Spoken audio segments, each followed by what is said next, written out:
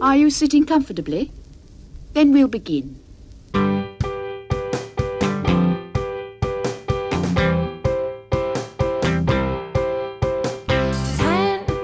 minutes left. Yeah, but there's still some time. It's not the final score. We need more than the numbers we're given. Show us you live and breathe the game. You're more than a name. That's what we came for. We can bring you more than the score. Every story. Let's take this thing off of the field into the real world, away from the numbers, away from the numbers. Welcome back, my friends, to the show that never ends. There's still time, the AFTN Soccer Show, broadcasting on CITR Radio 101.9 FM from the unceded Musqueam territory of the University of beautiful British Columbia. I'm Michael McCall, And I'm Felipe Vallejo. and there's no Zach this week. He's never made it back from the island. I'm a bit worried, Felipe. I think he might be celebrating too much, but he did appear on the TV after the first goal on Saturday, and I froze it and I said to Caitlin, "Oh look, there's Zach." I went, "He's not jumping up and down." And Caitlin's words to me were, "He doesn't strike me as a guy that would jump up and down." Wasn't sure how to take that. No, I'm not sure how Zach would take that. Yeah, but yeah, he's cock a hoop, obviously, after the big Derby Day success. So him and his family's having a long weekend over on the island. He did offer to record this at midnight when he got back on Sunday, but the reason we've not had you on more often, Felipe, is our recordings have been starting at 11:30 and midnight the last few weeks. Yeah, that's not an ideal time for myself. It's not an ideal time for me when we're finishing after 2 o'clock and I'm struggling to stay awake. Well, we're going to keep things tight. We're going to have good early Sunday recording this week, so kind of have to, because the games are coming thick and fast for the Whitecaps, and we're going to talk Whitecaps in this part and next part along with MLS. Part 3, we'll bring you our feature interview this episode, which is with Cavalry head coach and friend of the show, Tommy Wheeldon Jr. And then we'll do a CPL roundup for an exciting and somewhat controversial weekend of CPL action. But we're going to start things off talking Whitecaps. And last week, I said what a difference a week made, because I was very confident after the TFC game that the Whitecaps would be top 4, maybe even top 2, and maybe even winning the West. But a lot had to go in their favour, which basically it was in their own hands. 7 wins, they were top of the West. Now, Felipe, it looks like they're kind of limping into the playoffs a little bit. Yeah, it's not been a not good run of form lately. Last 4 games, 2 points out of a possible 12 is not ideal, especially going into the last few weeks of the season and just ahead of playoffs. Obviously, the travel and everything that they go to, going from altitude to different temperatures, going back to Vancouver and then traveling again. Obviously, all of that has taken its toll. But even still, I would have figured that we would have had at least, picked up a 1 win in those 4 matches, especially against these last 2 opponents. Well, I mean, that was the thing. We talked that these, on paper, when you looked at the last 5 games, these were the 2 very winnable games. Almost must-winnable games because of how the season was ending against 3 very strong teams.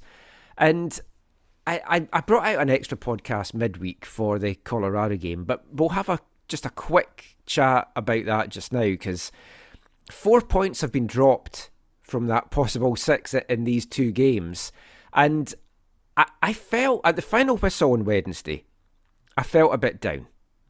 And I was like, oh man, we have just blown a great opportunity. On the other hand, at least they fought back to get a point. But then I kind of put it in the bigger context, and as you said, and Vanny spoke about this as well after the game on Wednesday night, they've gone from heat and humidity to 2 games in altitude, and they had 3 tough games in an 8-game spell. You look at that run, and they only lost 2 of those 7 games. And they came away with more points from the 7-game road stretch than they lost. Just by 1, but still it was more points than they'd gained. And it was 4 more than the minimum that Vanny had set of 1 point per game. So thinking about it, I calmed down a bit and I thought, it's not too bad after all. How were you feeling after that Colorado game? Obviously disappointed because it was a very winnable game against a team that really had nothing to lose.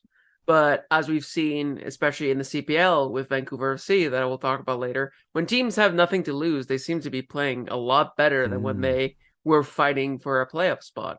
And Colorado's fight back in the second half impressed me. I think that the subs that came on in that second half made the difference. And I think that's a luxury that the Whitecaps don't really have right now because, as Vanny told us after the game yesterday, DC, that no one's at 100% for them. Yeah. No one at all is at 100%. Not even the kit man, he said. Yeah, which is concerning considering this is the toughest part of the season coming up. Exactly. And so I think after Colorado, you want to give a bit of a doubt because of all the travel that they had to go through. But at the same time, they should be able to get across the line in some games. Doesn't have to be pretty. Obviously, they can't always play the fluid way that we've seen them play and the way that they press from the front and everything. You can't always play like that, especially when you're super tired. But it's finding a different way to win, and that's something that I haven't. I was a bit disappointed that I didn't see from the Whitecaps against Colorado and even against DC. Yeah, I mean, finding that different way to win is, I think, hit it on the head, because right now the Whitecaps' way to win is it's the Ryan Bryan show. And Manuel Veth asked Vanny this question after the game yesterday. It's like, everyone knows that. Teams will work a way to negate that. So someone else has to stand up there and someone has to step up. And I feel our midfield right now is where things are kind of falling apart a little bit. I mean, we'll talk defence as well in a bit, but I put in my match report from yesterday.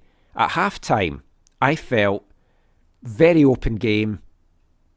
Neither team had really taken control of it. So whatever team had taken that middle of the park by the scruff of the neck yesterday would have come away the winners. And neither team did. Yep. And I think that is our key to doing something different. And in the next part, maybe even in this part, we'll kind of look to see who we might have in the team going forward. But where do you think it's fallen down? It's tough to pinpoint one area of the pitch because I think it's it's in the moments. I think it's a lot of moments where we're missing it, whether we're half step behind when we're tracking a player or we're half step behind with a pass and the pass goes through. Just little moments I've seen where it doesn't quite connect and players are making silly mistakes that we usually would see them make because they've switched off for a moment. And then they make the mistakes that we've seen in these last few games. So it's hard. I mean, the midfield, I think a great example is Andres Cuevas, because in the first half of the season, he was my player of the season. He was incredible. He was unplayable. But I felt like not a lot of people have been talking about Cuevas in the second half of the season. And part of that is because of the rise of the Ryan Bryan show. But also just because I feel like he hasn't really been as maybe effective as he was in that first half. Maybe due to tiredness. He's had a couple of knocks. He's gone to international duty. Maybe he's getting tired and the legs aren't there as much as it was in the first part of the season. And I think that's a great example of a player. He's a DP player. He's still quality. He still makes some important tackles and recoveries, but he's not wowing me like before, where like if a defensive midfielder at the end of the game, you think, wow, he had a fantastic performance, when usually defensive midfielders don't really get much credit or not even that much attention, because they're the sort of the working class players that just they kind of do their business and just sort of start the move, and then the flashy ending is what you remember. Kulas was an integral part of that, and he hasn't really done that for me in the last few weeks. So I think, like, just as an example of, like, I think it's just a few players, their quality, well, maybe not their quality, but their form has dipped a little bit. And if you put injuries and fatigue and everything together, I think, little bits, but across everyone across the pitch, it piles up, and then it becomes worse, and it becomes the drop in results that we've seen the last few games. I'll throw another player in there as well, which is Pedro Viti. He had hit a rich vein of form, but now I've just looked, and in the last 9 games, all he's got contribution-wise out of that is 1 assist. I know he's been in and out of the starting lineup a little bit, but he started more often than not. So they need him to step up, or they need to find a way to get him more involved again, and the Viti that we saw early in the season, because going into this year I had questions over him, and to start the year I wasn't sure, but then he came into his game and it's like, that's the Pedro Viti we were sold, that's the player that you want to see, and then for whatever reason he's just dropped off as well. Yeah, and like at the end of last season, he was sort of starting to come into his own in the last few games, during that like last ditch run before we got eliminated on decision day. And I was also wondering whether he was going to be able to grow from that in this season. And he has, he loves an early goal. We've seen that time and time again. And I was sort of hoping for that, because I feel like, I mentioned this in another podcast, but for the Whitecaps to win a game at this point in the season, with how tired they are, they have to kill the game in 30 minutes. Yeah. They have to kill the game in the first half hour. If they can get 2 goals up, ideally 3 goals up, but if they can get 2 goals up, I think that's safe enough for them to sort of like hold it down, as long as they don't make too many mistakes, and to win a game. It might not be pretty, again, but it's enough. That's, I think, the thing that has been a little bit of a letdown for me in the last 2 games, is that they get a goal early enough, within the first 15, 20 minutes. But then they don't build on it, and they have opportunities to build on it. And then that continues to, be the thing that you think about, you sort of regret and rue at the end. And with players like Pedro Vita, you want, because he's such an impact player, you want him, if he's starting to score an early goal, and if he's coming on, in the second half, to have an immediate impact, so he can score a goal, maybe a second goal or a third goal, to kind of, finish the game off. And yeah, he hasn't maybe shown as much as we saw in the first half of the season. In the second half, he's still a fantastic player, and the way that he connects with the team is really, really good. His build-up play is still super solid, but I mean, it's like everyone right now, they're just missing a little bit of that finishing touch, that little edge that they had early in the season. And I think a lot of it has to come down to the fatigue that they have. Oh, I mean, they definitely are tired. I said to Vanny on Wednesday night, he looked tired. And then he mentioned that he's on lots of drugs at the moment. But legal drugs. Legal drugs. He was very keen to stress. He's got foot pain, and he thought he was coming down with a cold on Wednesday and stuff as well, which you're going to get going from airport to airport and just flying all over the place.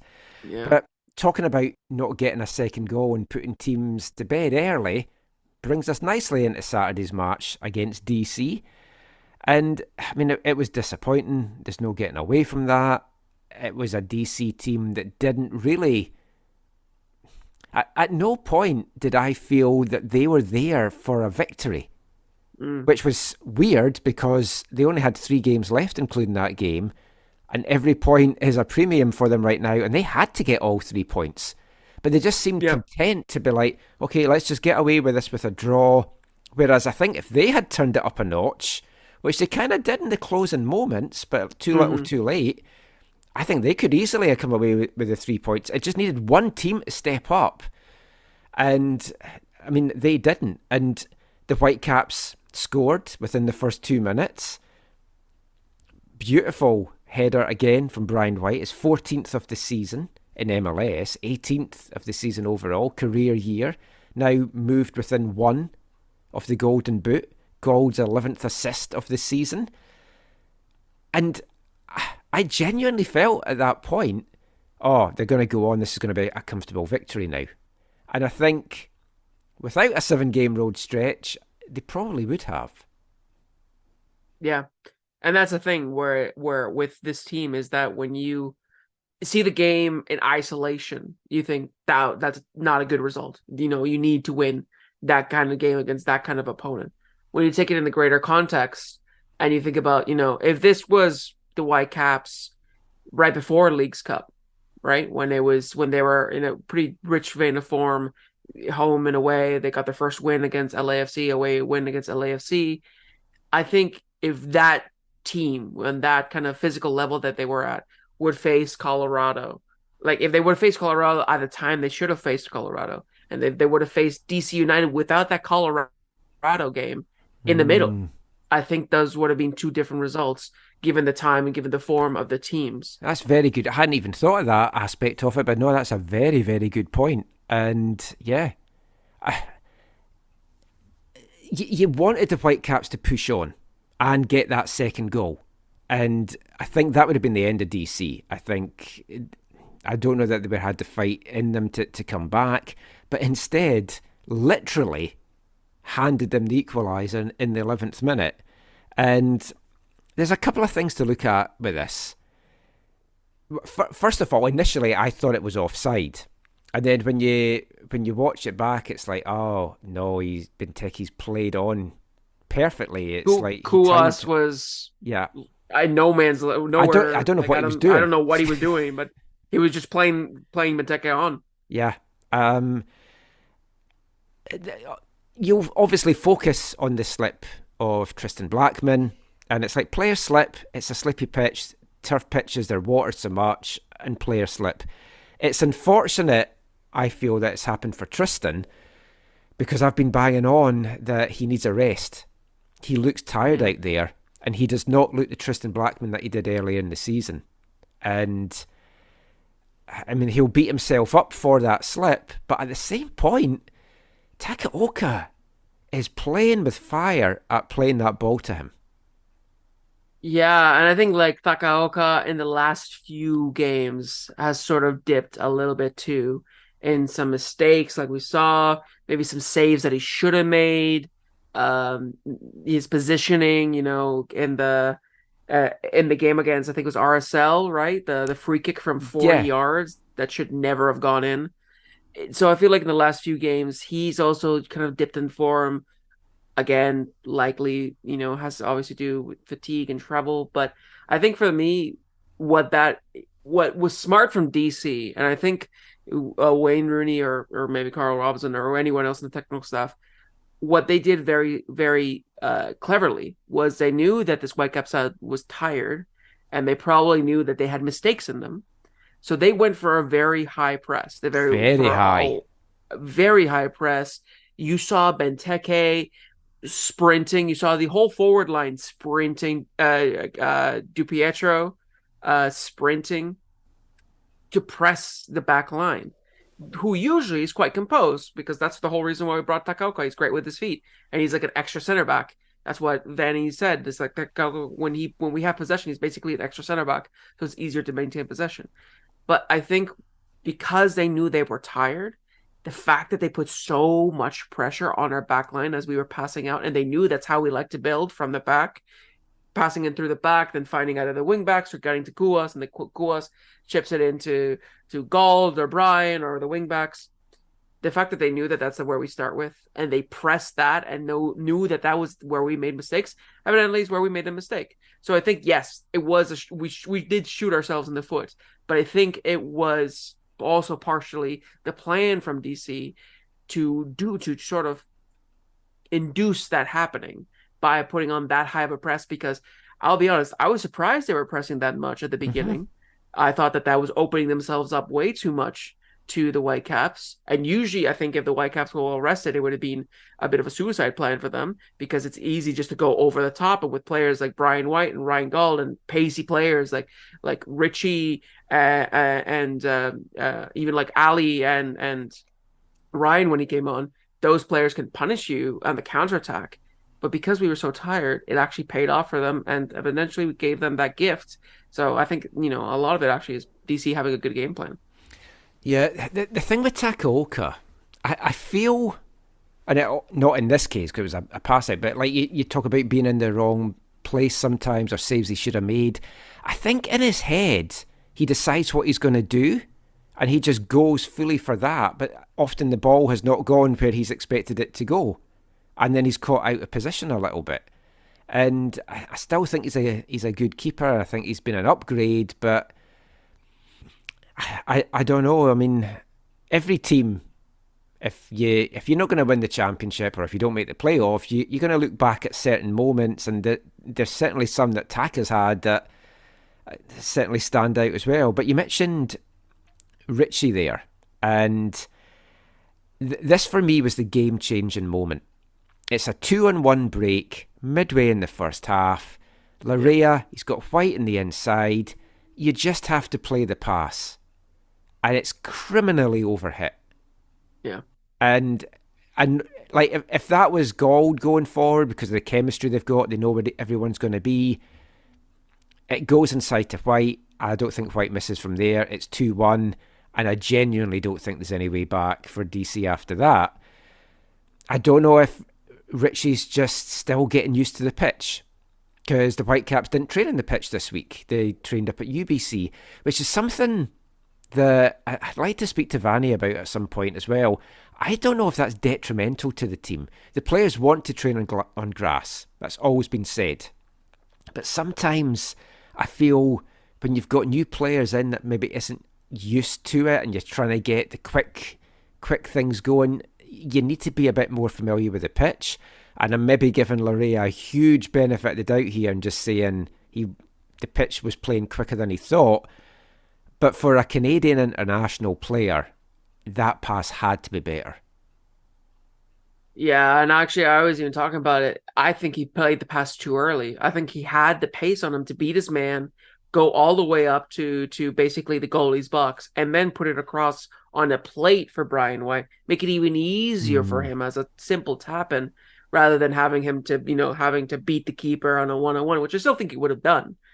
But it was just, there were so many options for him. And the fact that a player of his seniority, obviously, and his experience, to not do that, I mean, yeah, I think the pitch is a huge reason. That I remember if he was joking in the press box that's a player who's still not used to playing on turf. Yep. In some of the ways that he was trying to dribble past, and Larea is good at what Richie does, which is basically he loves to win fouls, he loves to take on his man, beat his man, and cross a ball in. That's what he's amazing at, and that's one of the reasons why he signed him. And we have seen that throughout his short stint with him. But I think he's just not still quite used to the turf, and I think it would be great for them to train more on turf. I actually think Tuesday they are training at BC Place before the St. Louis game, which I think would be huge, especially for players like him and Sam and Junior, to try to get used to what it is to play on turf again. I think it would be very it's a great move for them just to have make an extra hour and a half when you don't have when you're not under the lights, to get used to the pitch, so that way when you are on game time, you're already used to how it works and how it moves and everything. So yeah, it's still a bad miss, it's still a bad pass. But I think if Richie had a few more weeks under his belt where he was used to playing at home more, if it wasn't such a 7 every match after the San Jose game just being all away match, and he had more time to play on a turf field, I think it would have been different. Because I talk about the certain moments that can stand out for you at the end of the season. That could be one of them. That miss that he had in front of goal. All the games are blurring into one. I can't even remember who that was against now. Might have been Colorado, might have been RSL. But the one that he blasted over from close range and stoppage time. And it's like, these are the things, especially if you're possibly going to be on a DP contract, you need to be finishing those. And it's tough. But a DP did score for the Whitecaps in the second half to put them back in the lead again. Ryan Gauld from the spot. And it went to video review. Now, Vanny said afterwards he's surprised the referee didn't even call it on the pitch. I saw it a couple of times on the replay, and I still wasn't 100% sure that it was a penalty. I think White embellishes going down a little bit, but it's from one of the angles you see he just gets his leg ahead and just gets caught. But from another angle, it looks like he catches the back of the other guy. But, I mean, was that a penalty for you? I think it was like I had to see it a few times too. I think initially I thought it was the first contact, and the first contact didn't look like a foul, like with the defenders. I think it was his right leg, but then Brian got it, and then the second contact with I think it was the defender's left leg clipped Ryan's calf, I think, or it was ankle. He clipped Ryan. He clipped Ryan, and then Brian fell, and so I think the second contact was what warranted the penalty, because on first look I was looking at the first contact, which was when Brian just got to the ball. I thought that's where the foul was, and it didn't look like a foul to me. It didn't look like he clipped him at all. But then after watching a replay from like sort of like a back angle, I saw that there was a second touch, there's a second contact, and that second contact actually clipped him and he fell down. So I thought it was the correct call in the end. I'm surprised that they actually reversed it, because usually it's clear and obvious rule. Obviously this weekend has not been a great weekend for VAR and how transparent it is. Yeah, now, when Vanny mentioned that about what happened in England and the press conference, I hadn't caught up with the English games at that point, so I didn't know what it was talking about. So I immediately went home and I was like, what's happened? I can't believe that. Oh, there was some miscommunication. Yeah. That's the whole point of having VAR. And if you're Liverpool and you've lost the game, wow. Yeah, that's what I was talking about with my partner, where that's not just a miscommunication. Like, that was the official statement. That's not a miscommunication. That's gross negligence. That cannot happen. No, when someone you are needs the suspended VAR for that. Exactly, that's what I said. Is they need harsher punishment, suspension, fines, the same thing that players have and coaches have when they get severely out of line. Not just being taken. Basically, they said to the two guys, here, kindly take Sunday and Monday off. We'll see you back Friday. Yeah. That was the punishment.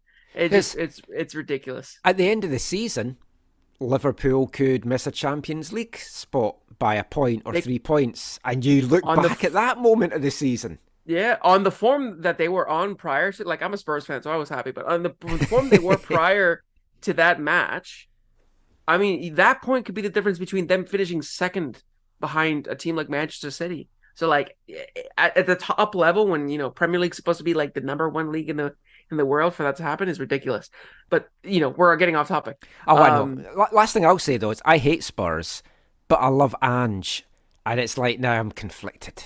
I want him to do so well, but because he was such a character at Celtic, he's one of those. He's like a Bruce Arena, picking my words carefully here, in that he can be quite grumpy with media, but he's got this dry sense of humour that really comes across as well. He's a lot. I think there's probably more idiotic questions that he had in Scotland than England, where he was a bit prickly at times in Scotland, but he's really shown in England his personality and his jokes and characters, and I think the media there's just loving him. Yeah, they're eating him up, and honestly, same with all the fans. Yeah. I think he's been fantastic. But VAR. So the VAR call. Well, funnily enough, we might be talking about VAR in the final part as well when we're talking about CPL. Yes. Yeah. Favorite topic. We're talking about CPL. Let's get to the equaliser, then just wrap this game up. But it was unfortunate because the deflection just fell to Klitsch. Right place, right time. He took it superbly. First time volley, bottom corner, beautiful finish. Wide open though, again. Just like handing him. Now, you're maybe not expecting the deflection to come to him, but at least mark up. Yeah. No, for me, it wasn't even that. That was the disappointing part for me of that goal. It was before when, I forget who it was, but one of the DC players skipped past 3 tackles. Oh, and yeah. And there was 3, like, this is where Vanny says his team was soft. That was a perfect encapsulation of it. 3 soft tackles. One of them being Andres Cubas. If this was Andres Cubas from first end of the season, he would have clamped him down. It would have maybe been a foul, maybe even getting a card. But he that's would have one of clamped those. him down. That's one of those tackles that it's worth getting a card because you've just stopped the Exactly. guy going on a run that then sets the Exactly. goal And then up. they went to the left, and that's when the cross got deflected right to click. And that's where I saw, like, even before, as soon as he skipped past those 3 challenges, I thought, oh boy, we're in trouble here because that shouldn't happen. Pretty much the entire midfield. He skipped past the entire midfield. I think that's why my opening thing about this was I just have concerns about this midfield because we need a destroyer in there that Kubas was, and as you say, he's kind of fallen off. So, I mean, that was bad. I mean, the first half, both shots just had one, or both teams just had one shot on target, and it was just one shot in general for DC. But like even after they equalised here, you still thought the Whitecaps were going to go on and win it, and they had chances, and Bono pulled off some good saves. Last real thing to talk about in the game, when Ali was sent crashing to the deck, was that a penalty for you or not? I don't know because here's the thing. Again, the rules are a bit vague. You're allowed to do shoulder to shoulder contact, but there's also you get called for a shoulder charge. And what's funny to me is that there's a little bit of a lack of consistency because in my mind, if something's a foul outside of the box, it should be a foul inside of the box. Yeah, and it should be the ref gave a free kick for a shoulder charge. On Ryan Raposo. Yeah, which I thought, it's kind of 50-50, maybe 60-40 in the bad way. But, I mean, it was a robust, old-fashioned challenge. I wouldn't have given a free kick for that. But if you've given a free kick for that... Exactly. How are you not giving it in the box? Exactly. So that was, for me, the biggest thing is, like, whether that was a penalty in isolation, I don't know. That one's 50-50. But the fact that he gave a free kick for Ryan Raposo for getting shoulder charged on the touchline, literally 10 minutes before the Ali shoulder charge, there's where I was like, okay, well, at least show a little bit of consistency, because then if you call that as a foul, that should be a foul, and it wasn't a foul. So that's where I was like a little bit miffed about it. I'm always, when I look at these, it's like I can see why it wouldn't be given, I can see why it would. So then I guess if you've got that in your mind, you can't override the decision on the pitch because the referees made that first decision, so it's then not obviously clear and obvious to change his mind. But I mean, it was just disappointing all round. As you said, Vanny said afterwards the team was soft, and they are tired. There is no getting away from that. I touched on this on the extra podcast. The 7 games away, it shouldn't happen. In a league like MLS, things should happen that there's a home game thrown in, unless there's stadium issues. And unfortunately, there was, because there was 3 big concerts at BC Place. You had Beyonce, you had Coldplay, you had Ed Sheeran. So that ate up some of the dates. You're then battling with BC Lions for dates as well. And the Whitecaps wanted to have Decision Day as a home game, so they picked that date. So that let BC Lions have the one available date at home in September that they could have had for a weekend game. So that was partly why. And then you've got the Colorado thing that wasn't meant to be in part of this run as well. But, I mean, it is what it is. The problem is, you talk about then being back at home, and their home form has been patchy. And we looked at this last year when they didn't make the playoffs. It was those big points dropped at home that cost them. And it's worrying that this could be the same thing. San Jose, this, going back even further, other points dropped earlier in the season. It's not going to be easy. We'll look at this in the next part as to who's coming up. But last thing I just want to talk about, DC, coming to BC Place, it was the return of Carl Robinson. If anyone hasn't read Har's interview with him, from the little quotes that I've seen, it's a little bit of revisionist history as to what went on by Robbo.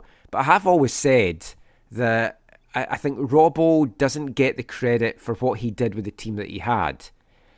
I don't think he can totally come out and say that he didn't have the money, because the team was in the top third of spending in a number of seasons when he was here. But, I mean, it's... Har had asked me, is there anything you want me to ask him? And I gave her a suggestion, but she didn't ask it. I just wanted to find out if he had misunderstood what base salary meant in MLS. But for some reason, she didn't ask him that. But I mean, you weren't here for the Robbo era, but from afar, how do you view the Whitecaps under Robbo? When, as somebody that grew up in Ontario and in Toronto, and really I only followed Toronto a little bit, so I went to a few games. When I thought of the Whitecaps under Carl Robinson, and that especially in that 2015 to 2017 era, that was for me what I think about when I think about the Whitecaps, as like that in the MLS era is the best Whitecaps that I've seen. Yeah, he took them deep in the playoffs. He should have taken them deeper, but that's a whole other thing that we've mentioned a lot in the show. But he did well with them. Yeah, and he is, now knowing more about the team, probably, I mean, Vanny's definitely in the conversation now, but probably the best coach that the Whitecaps have had in the MLS era. So, from that point of view, you think about what he's done, and you can't say that he did a poor job. He could have done a little bit more, sure. But I think it's nice for him to maybe kind of think about his time and say, I did what I could. And, obviously you're not going to expect him to come out with some quotes of like, yeah, no, but the board screwed me over. Or like, yeah, no, and this player let me down. I don't think he's going to come out like that. But it was nice for the Vancouver folk who have been there since the start to see a face like Rebel back in the building. Yeah. I went to say hi to him after the game last night after speaking to Vanny, but it was in the shower, so I never got a chance to. But yeah, I would not be surprised if Robbo, I could see him ending up back in Toronto as Herdman's assistant. Oh yeah, I think that would actually be a good appointment for him, and it would be good for John to have that there as well. It's interesting when you look at the Whitecaps coaches. Tater Torterson, like in the MLS era, Tater Torterson disappeared after getting the Whitecaps. Martin Rennie went back to lower league, and then last year was in the third tier in Scottish football and did not do well there, with Kenny Miller as his assistant. And that went horrible at Falkirk. And then you've got Kyle Robinson, who's back being an assistant. So Mark DeSantis, an assistant again. So have we ever really had a proper bona fide head coach? Because like even Vanny wasn't really a head coach that you thought of when he was appointed. So just an interesting one. Let us know your thoughts as always on that. But we're going to talk more Whitecaps and MLS in the next part. We'll be back with that after this. Hi, I'm Brian White, and you're listening to the AFTN Soccer Show.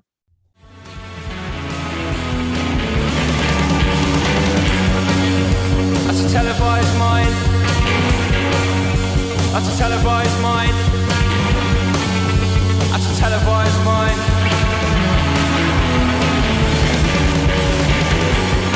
Swipe your thoughts from Broadway.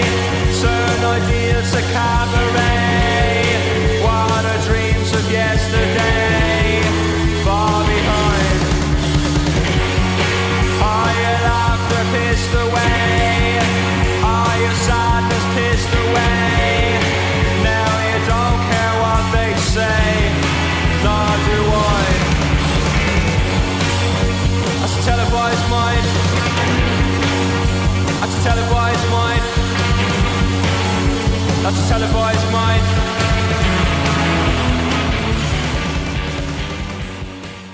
Welcome back to the AFTN Soccer Show on CITR Radio 101.9 FM.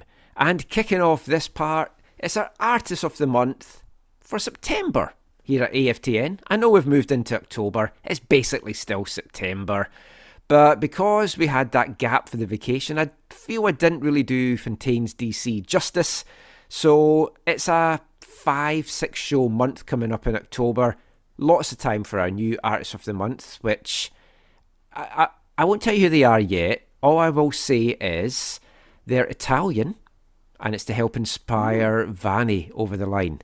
But they'll be coming up on the next show. So we've got a couple of Fontaine's DC's songs on this show, and also one from lead singer Grian Chatton.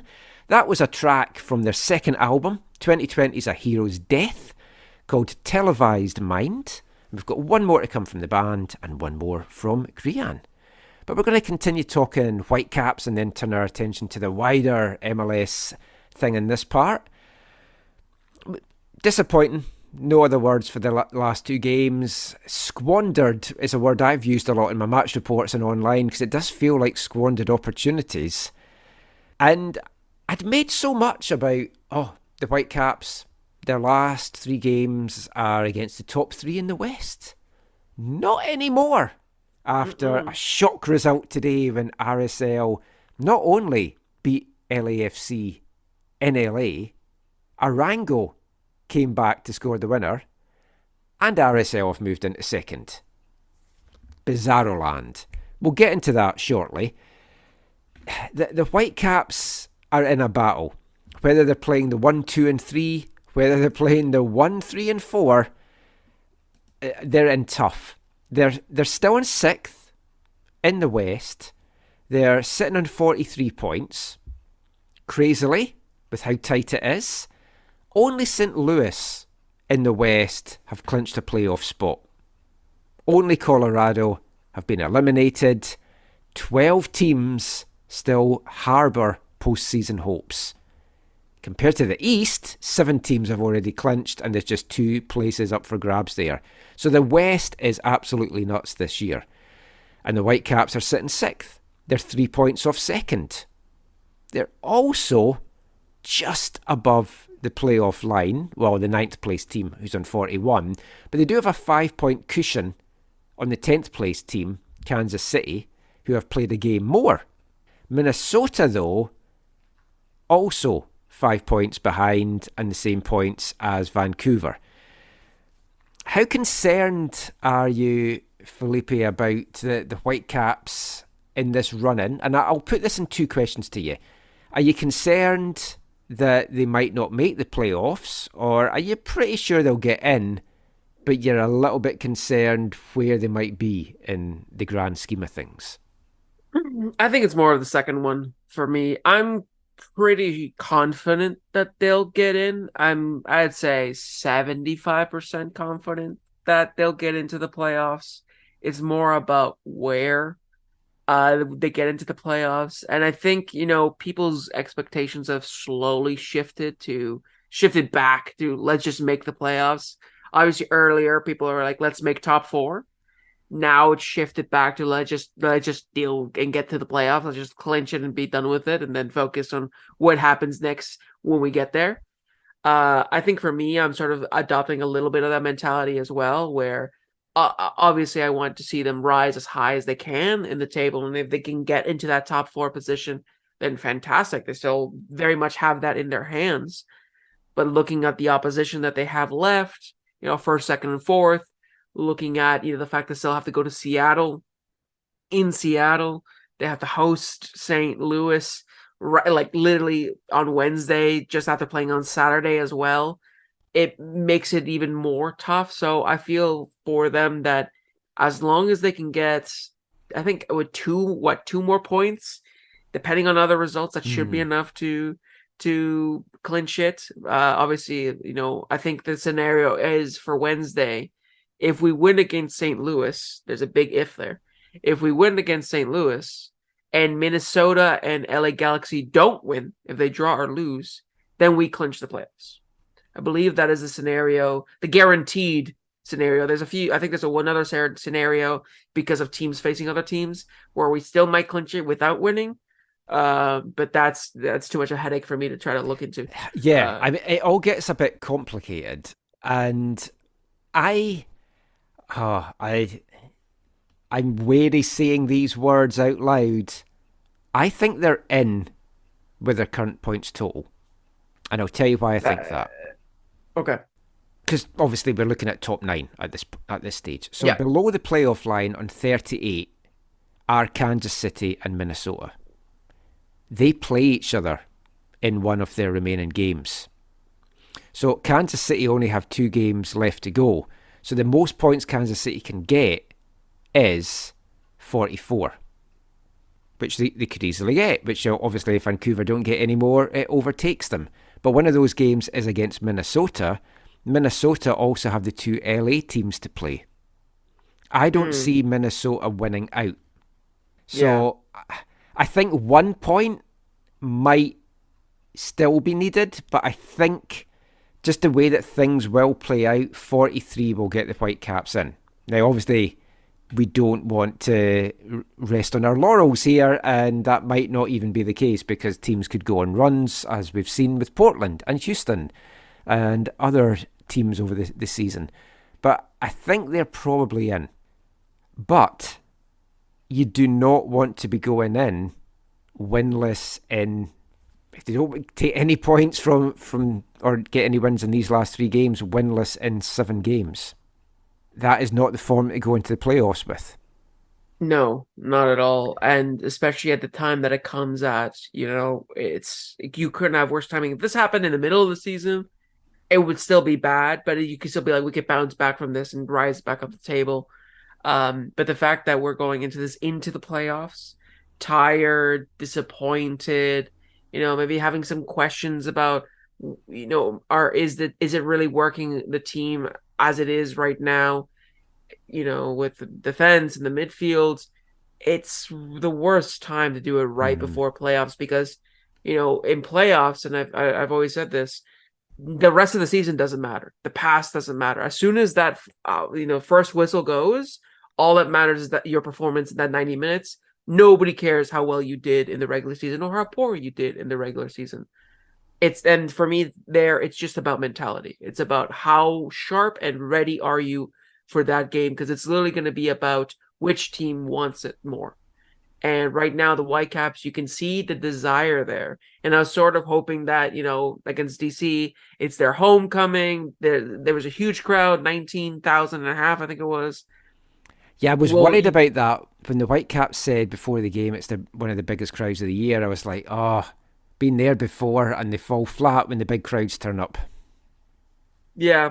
I mean, opening day against RSL. It was one where again they lost after leading, and it was hoping that would give them that boost that would get them across the line, despite being so tired. The little bit of adrenaline, that kind of, that spirit of the crowd would push them on. Evidently, it didn't, which shows that even a roaring, home crowd behind you still isn't enough to get you across the line when you're not playing at your best. Is a little concerning as well. So I think these next 3 matches, it's not even for me about can you win the game.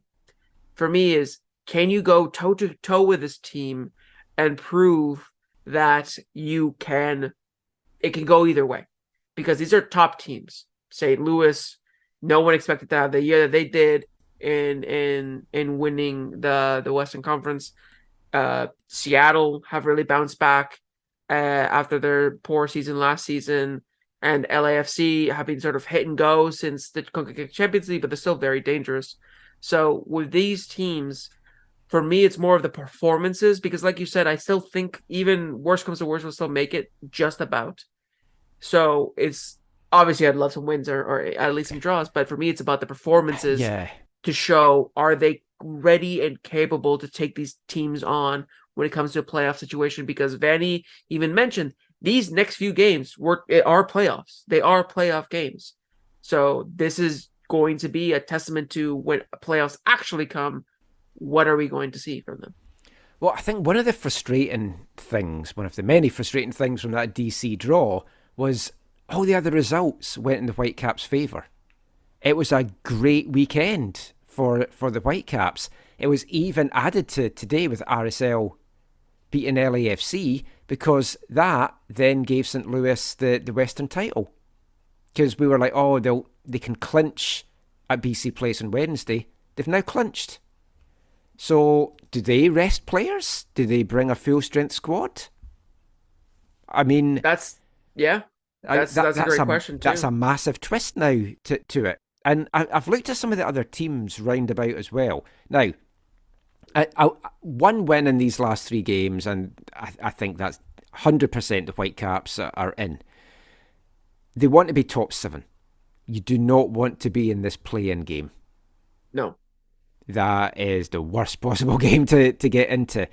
If you're in top 7, the way that this year's played out, every single team is capable of beating any other team, and in a best-of-3 series where draws go to penalties, very much in the lap of the gods as to what happens. But I mentioned Minnesota. Like, if they won out, they'll be in 47 points, but tough games.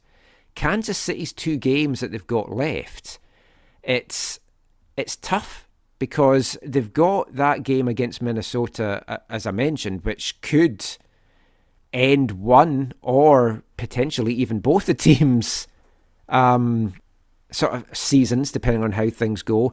But the other game that Kansas City have is they are away this weekend to RSL. And the form that RSL's in, you think, well, they're gonna get the business done there. The team that could still be a surprise package is LA Galaxy, because they've got 4 games left to play. They're away to Seattle, they're away to Minnesota, they're at home to Salt Lake, they're at home to Dallas. So if they won out, all these other teams are still dropping points as well. So I think it's not total doom and gloom for the Caps right now. They just have to get top 7.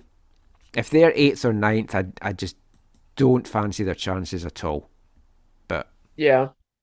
And I think if they get one win, whether it be a shock win in Seattle, whether maybe because St. Louis are resting players and they're sort of already taken to we're on the beach mentality until the playoffs. Maybe we'll get a win against St. Louis, or maybe it's that decision day against LAFC, which I actually think it will come down to that. I think it could, but we've got a good record against LAFC here. Yeah. Outside of the Champions League, it's a pretty good. I ignore that. Yeah. I've actually blocked that from my memory. I forgot how horrendous that was. Thanks for bringing that back to me.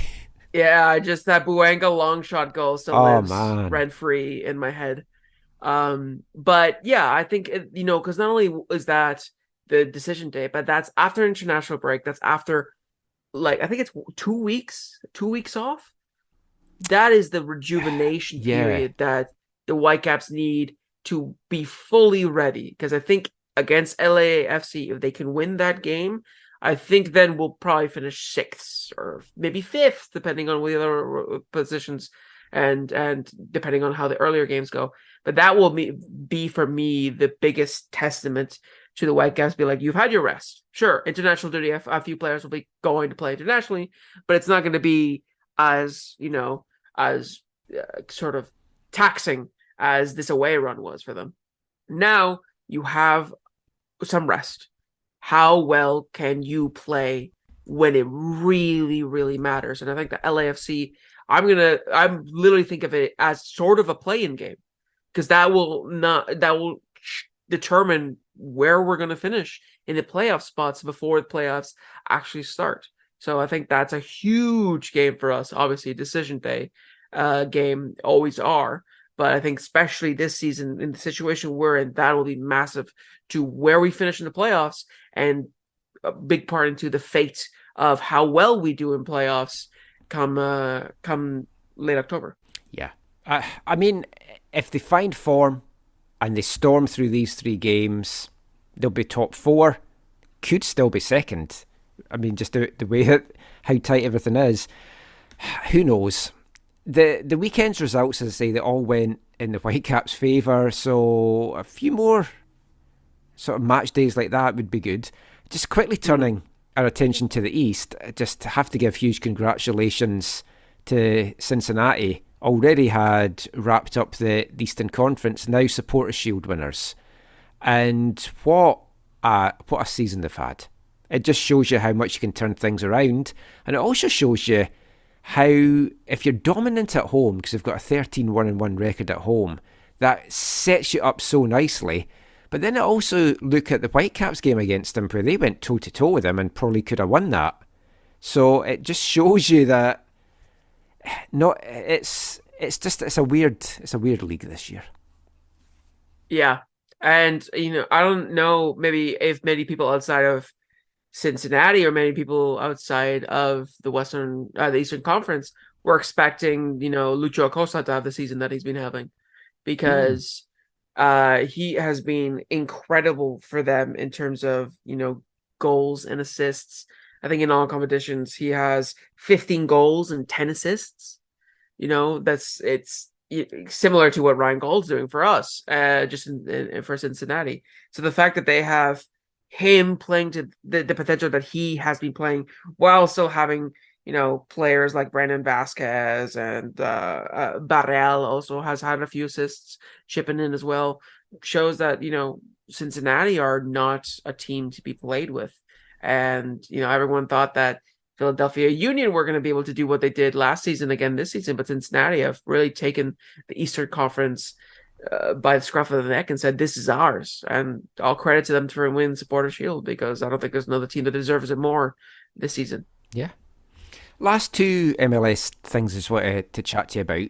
One, did you see the announcement of the top 25 selling MLS jerseys this year?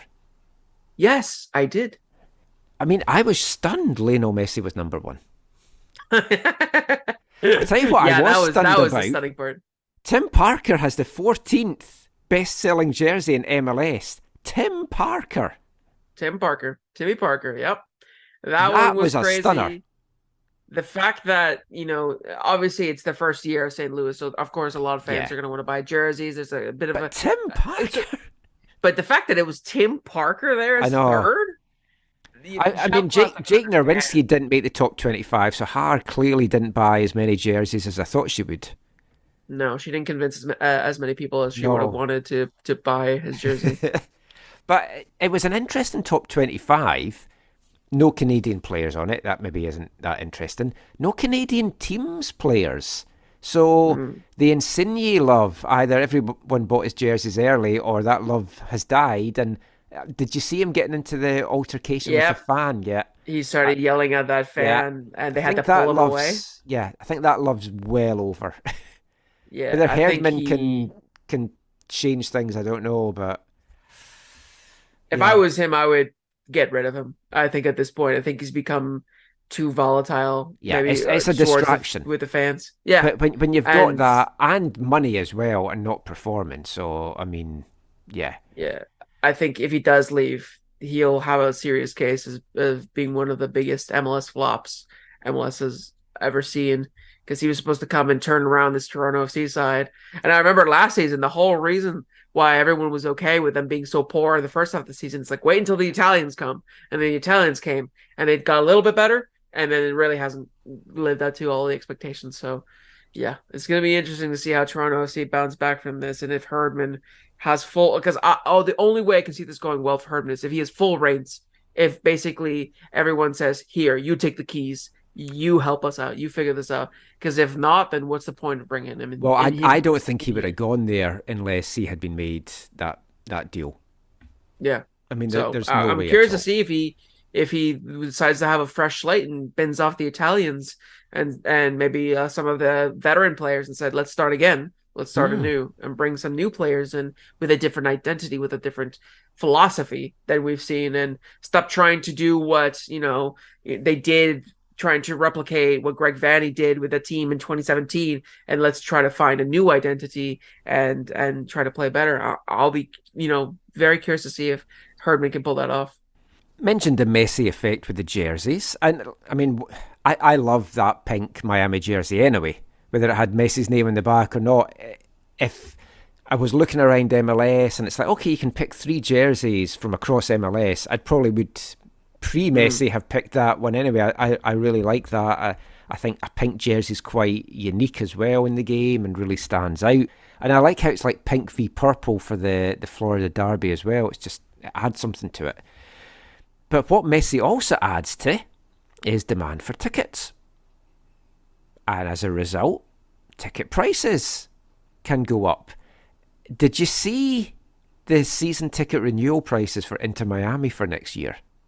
I did, and I have very strong feelings about it. Yes, well, that's good. So do I. So shoot away, because for anyone that hasn't seen it, prices have more than quadrupled.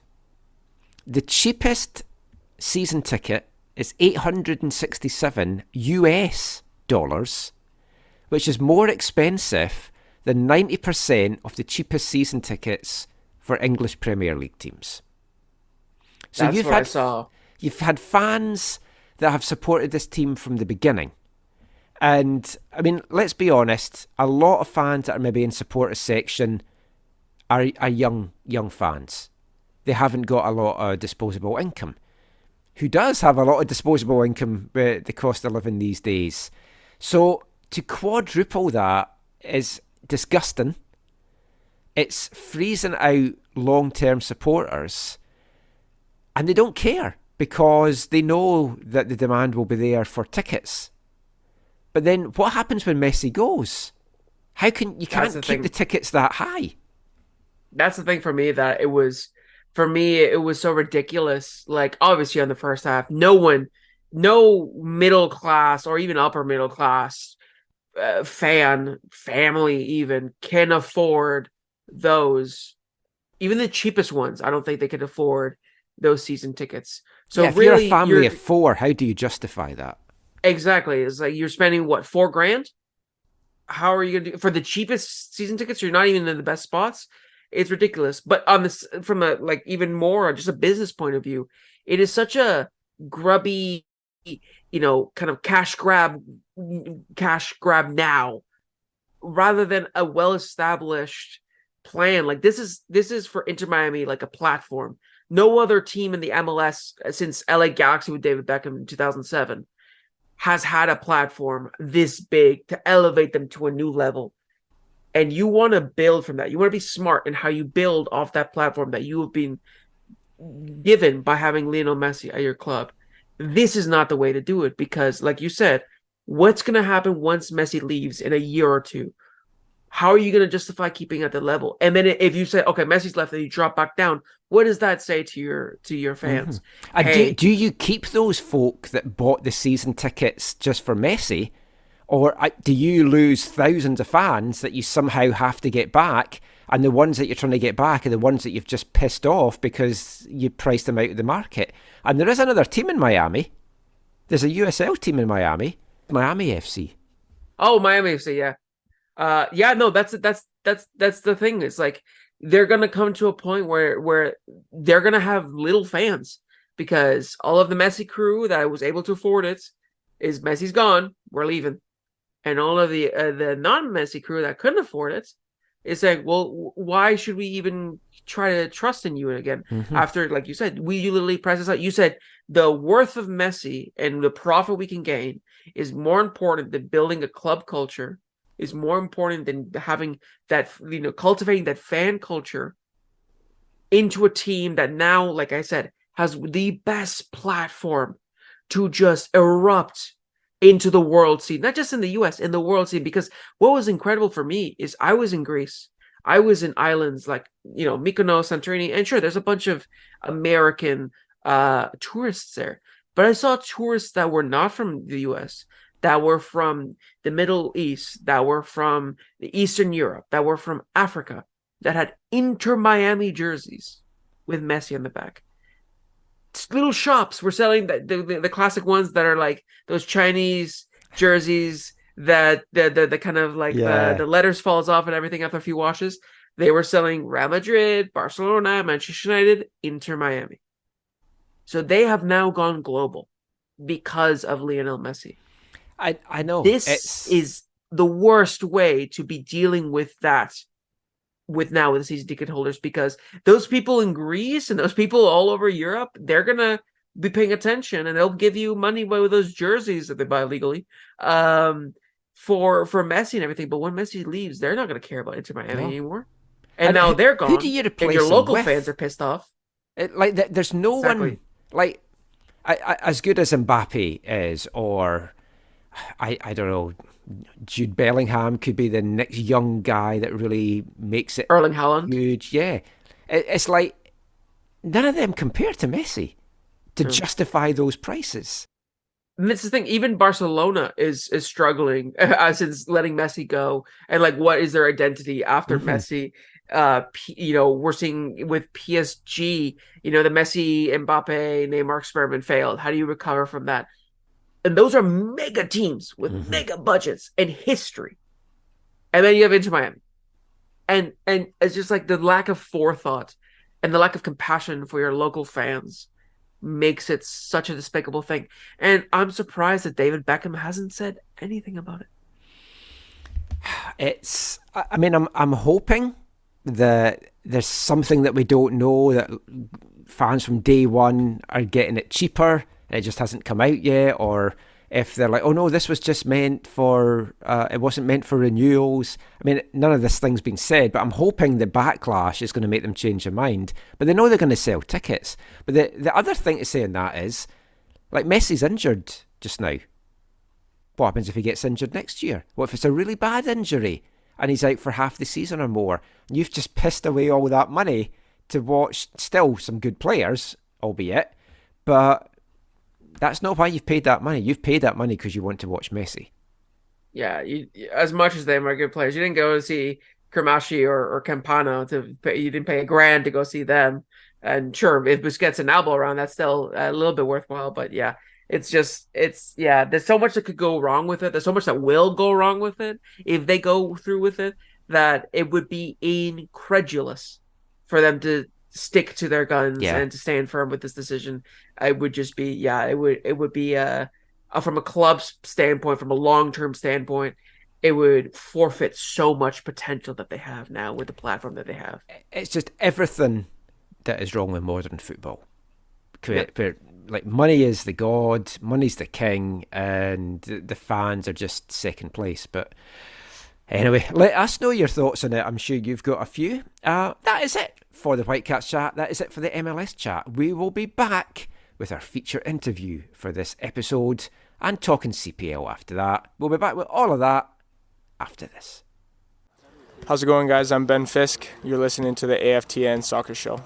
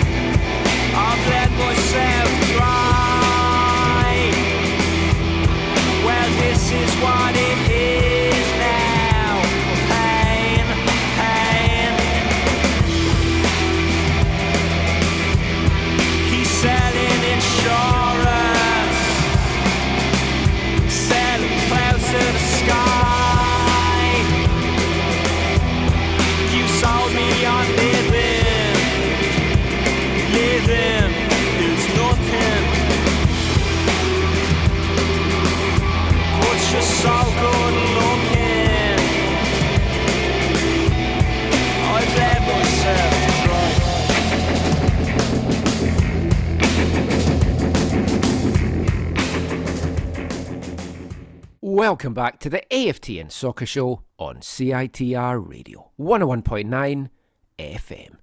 And kicking off this part, another song from our Artist of the Month for September, as I explained in the last part. Fantastic track there, the last track on Fontaines DC's last and latest album, Skinty Fear, which was released in 2022. Tremendous song. Check out the whole album. It's my favourite of their 3 albums, and that's definitely one of the standout tracks on it. We've got one more song to come, not from Fontaines DC, but from lead singer Graham Chatton. That one will kick off part 4. In these 2 final parts of the show, though, we're going to turn our attention to the Canadian Premier League. We'll round up the weekend's action as the battle for the postseason and positioning goes right down to the wire. But before that, it's time to bring you this episode's feature interview, and it's with friend of the show, Cavalry FC head coach Tommy Wheeldon Jr. Delighted for Tommy and Cavalry and everyone connected with the club that they clinched that regular season title last weekend. Winning the regular season, of course, this year in the CPL has also meant, as we touched upon in last week's show, that they have booked their berth in the 2024 CONCACAF Champions Cup. Yes, The Champions Cup is coming to Calgary in snowy February. Will they be able to cope with it? How will it be if a Mexican team goes there? Maybe even Inter Miami and Lionel Messi might end up in Calgary in February. Whoever ends up there, it's going to be a fantastic occasion. Fantastic achievement for Tommy and the squad to land that regular season title. I know how much winning the 2 split championships over the regular season in 2019 meant to Tommy, and also how much it rankled him that they didn't really fully get rewarded for that. Folk are always talking about he's never landed silverware for the club, but he has achieved so much. He's won those 2 spring and fall championships. He knocked off the Whitecaps in the Canadian Championship, and he's just done so well at the helm. But the pressure was most definitely on him this season to deliver. I think folk felt he's maybe underachieved the last 2 years in the CPL. Well, he's more than made up for that this year. Fantastic season that Cavalry had. Got a chance to sit down with Tommy this week, I think it was on Tuesday, just to chat about winning the regular season title, booking that spot in the Champions Cup, and a lot more besides. So go stick the kettle on, grab your biscuit of choice, sit back and enjoy our feature interview this episode. Here's Cavalry FC head coach, Tommy Wheeldon Jr.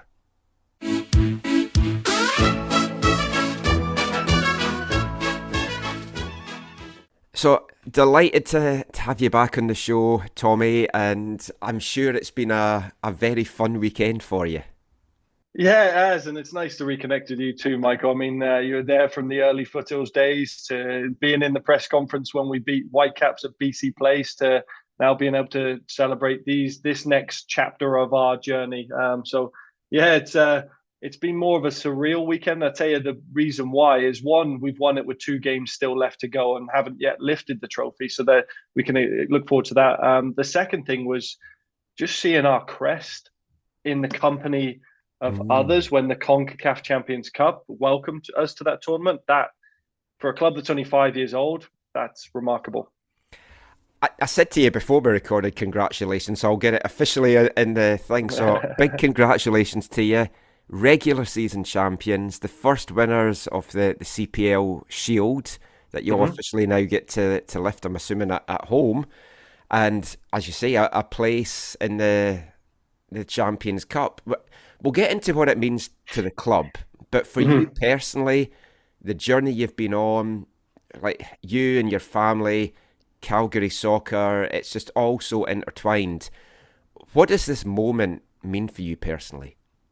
Yeah, it's I think I said before, surreal, but it's a sense of pride, because for me is I wouldn't ever say this, that, or the other. What I do know about myself is I'm a builder. I know how to build clubs, teams, communities, culture.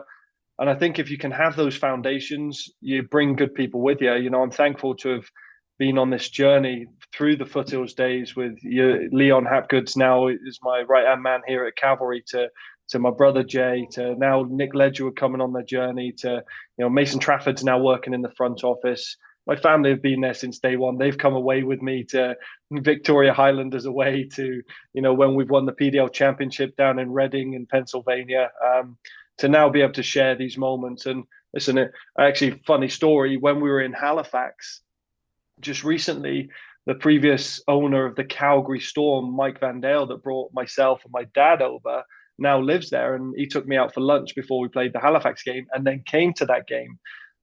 So just there's been a lot of people along the way, and I think to be able to now get some silverware behind the already fantastic things this club has done, I think is very, very satisfying, and actually gives us that appetite to want to go and win more. Did you get a chance to actually watch the Forest Pacific game live, or were you guys on a plane by that point?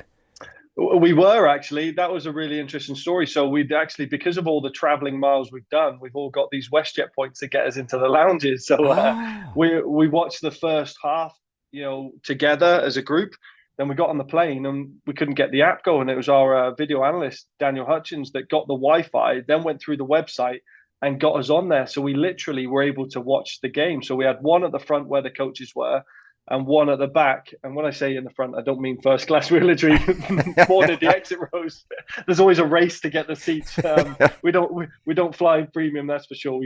We're a humble group, but we had one at the front, one at the back. We actually had to tell the WestJet flight attendants, listen, you're one of our sponsors, blah, blah, blah. We're a professional soccer team. We actually could win the league here and qualify for CONCACAF Champions League. So if you hear a bunch of roaring, it's not a bunch of guys on a stag do or a celebratory weekend.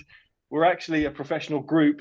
So if you want to let your other customers know, and just hopefully we'll keep it down. And they were good as gold. They made an announcement and people cheered as well. So yeah, I think the footage has gone out on social media. So it was a really cool moment. Oh, I haven't seen that. I'll have to check that out. Yeah. Was it weird? Like the rivalry that you've had with Forge from the very start, you're sitting there wanting Forge to win a game so that you can be crowned champions. It's brilliant, wasn't it?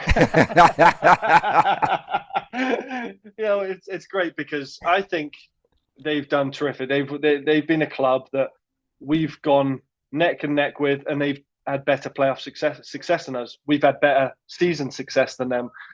So to be in a situation where they're playing Pacific, who are another fantastic club, at home, we're like, well, people are saying that, Pacific on here, but they're forgetting how good Forge are. I know they haven't had a great home record this year, but Forge are the best away team right now in terms of points. So they're no mugs. They know how to win. And they also know the importance of finishing in the top two, because one, you get 2 bites of the cherry to get to the final, which is what you want. And second, if it's the winner, say it's us that go on and win, and they finish second, they come with us to CONCACAF. So what a unique situation that could be, if it played out that way as well.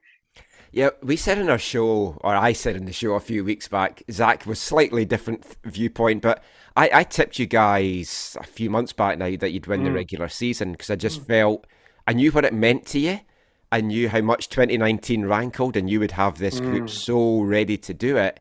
And I kind of, although it'd be nice if you also won both, selfishly, I'd quite like Pacific to get in. So we've got Champions Cup on the island in Vancouver and Calgary, and hopefully get into all the West. Yeah, I mean, it would just be tremendous. To have that spot, though, in the Champions Cup, what is it going to mean to the club? What's it going to mean to the city? And logistically, what's it going to mean to try and get a game on in snowy Calgary in February?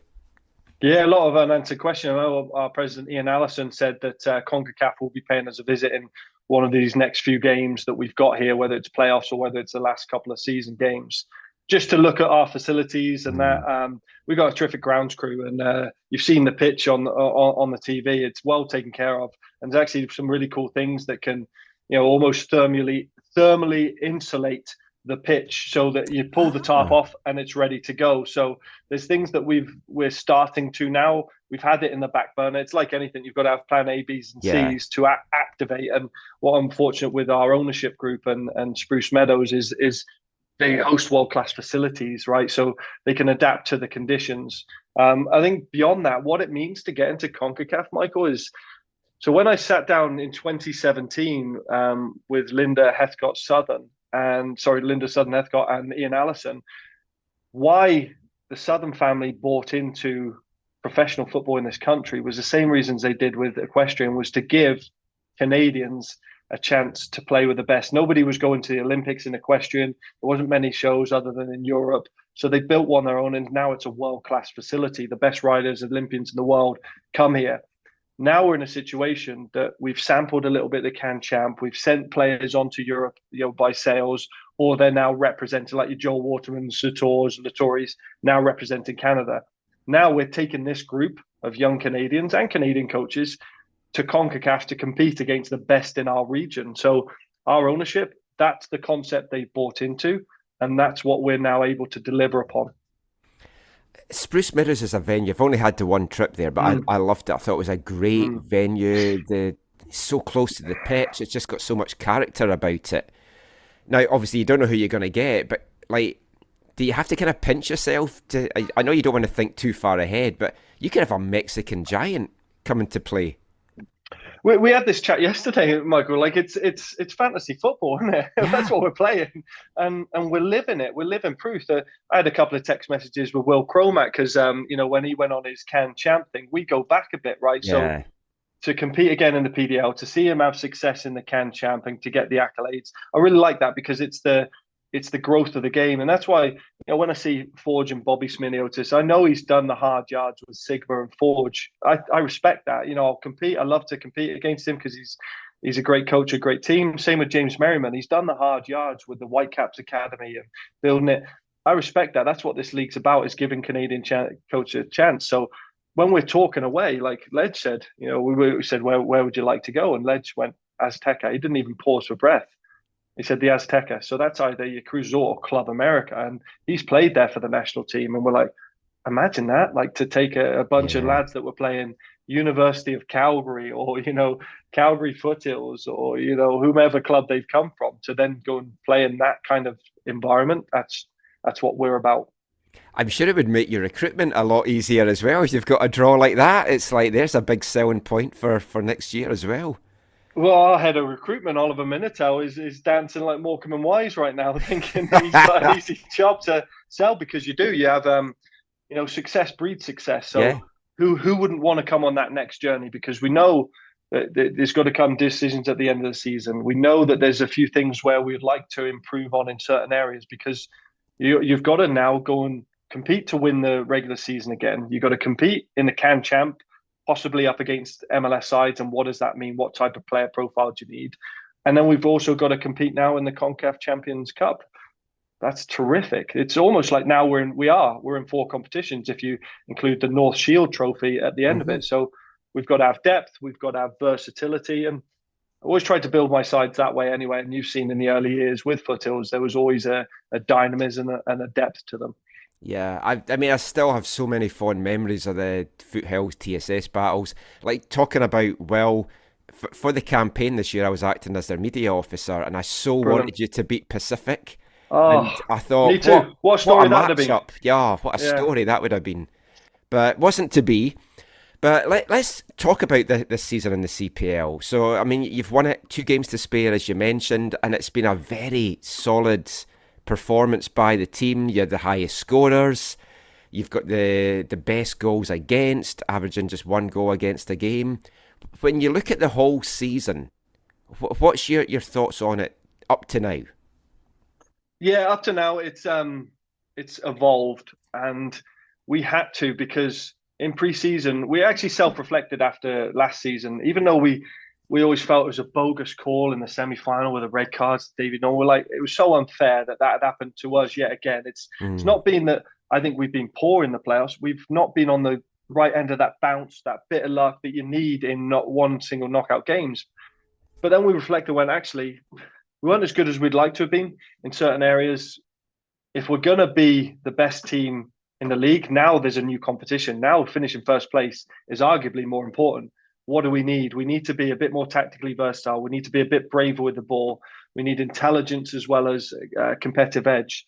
So in our recruitment, we did a lot of that. We signed a lot of smart players like your Shamit Shomes, like Eric Kobza that was fresh out of university. We took a chance on a couple, and bringing Willie Akil back for a push, bringing Brad Camden, who was actually in our first ever PDL side in 2015. His experience, there's a lot of local lads that we've given, Gouging Tigney an opportunity. So we worked a lot. We also divided and shared the energy. And we've got a fantastic recruitment team. We've got a fantastic analyst team. We've got a great sports science team. And then on the pitch, you've known Leon Hapgood as well. He now takes care of a lot of our attacking stuff. And Nick Ledgewood takes care of a lot of our defensive stuff. My brother worked with the under-21 group that was sending the players up. So there was when we brought in a Tom Field or Michael Harms again, they knew the system. So it was an easier integration.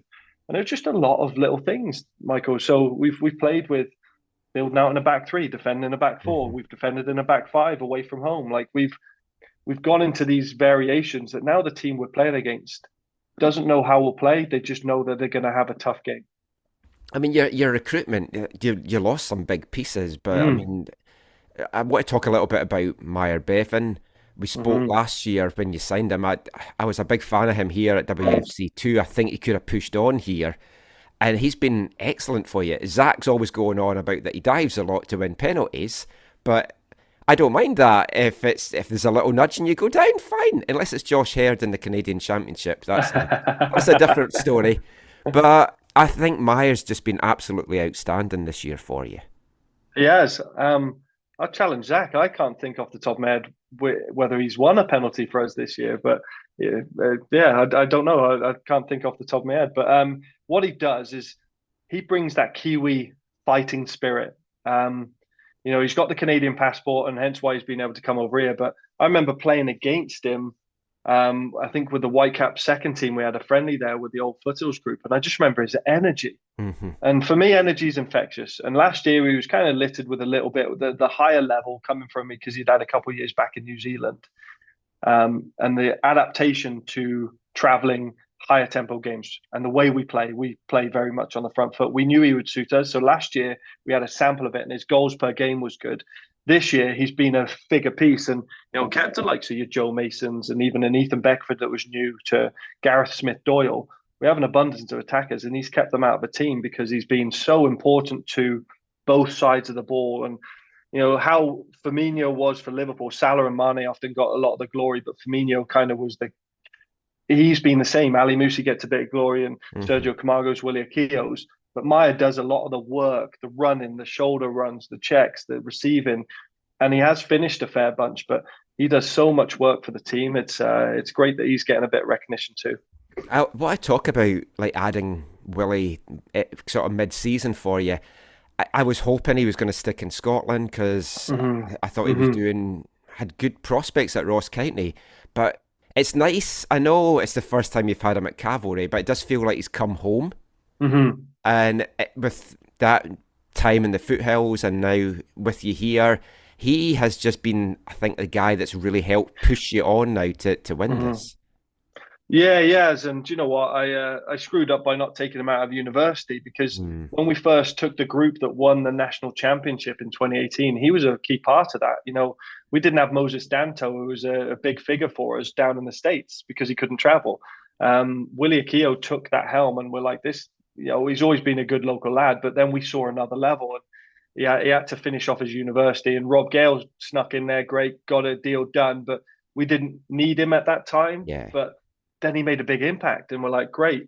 And it was only through the sales. He was coming to the end of his contract, I think, with Vala, but it was through the sale of Victor Lattori that I'd mentioned, about the potential, because he was a good player in our league. That I still respect him, and I spoke to a head of recruitment. I said, if I was you, I'd look at his brother as well, because he's got what you need in Scotland. He's got pace, he's direct, he can score goals, and his back he can create with a crowd. And I think he had a really good start, bad injury, and then couldn't get himself going. And I think it was just one of them that club football moves on very quickly in Scotland, and I think it was just a case of new manager and new ideas, and he just didn't fit them.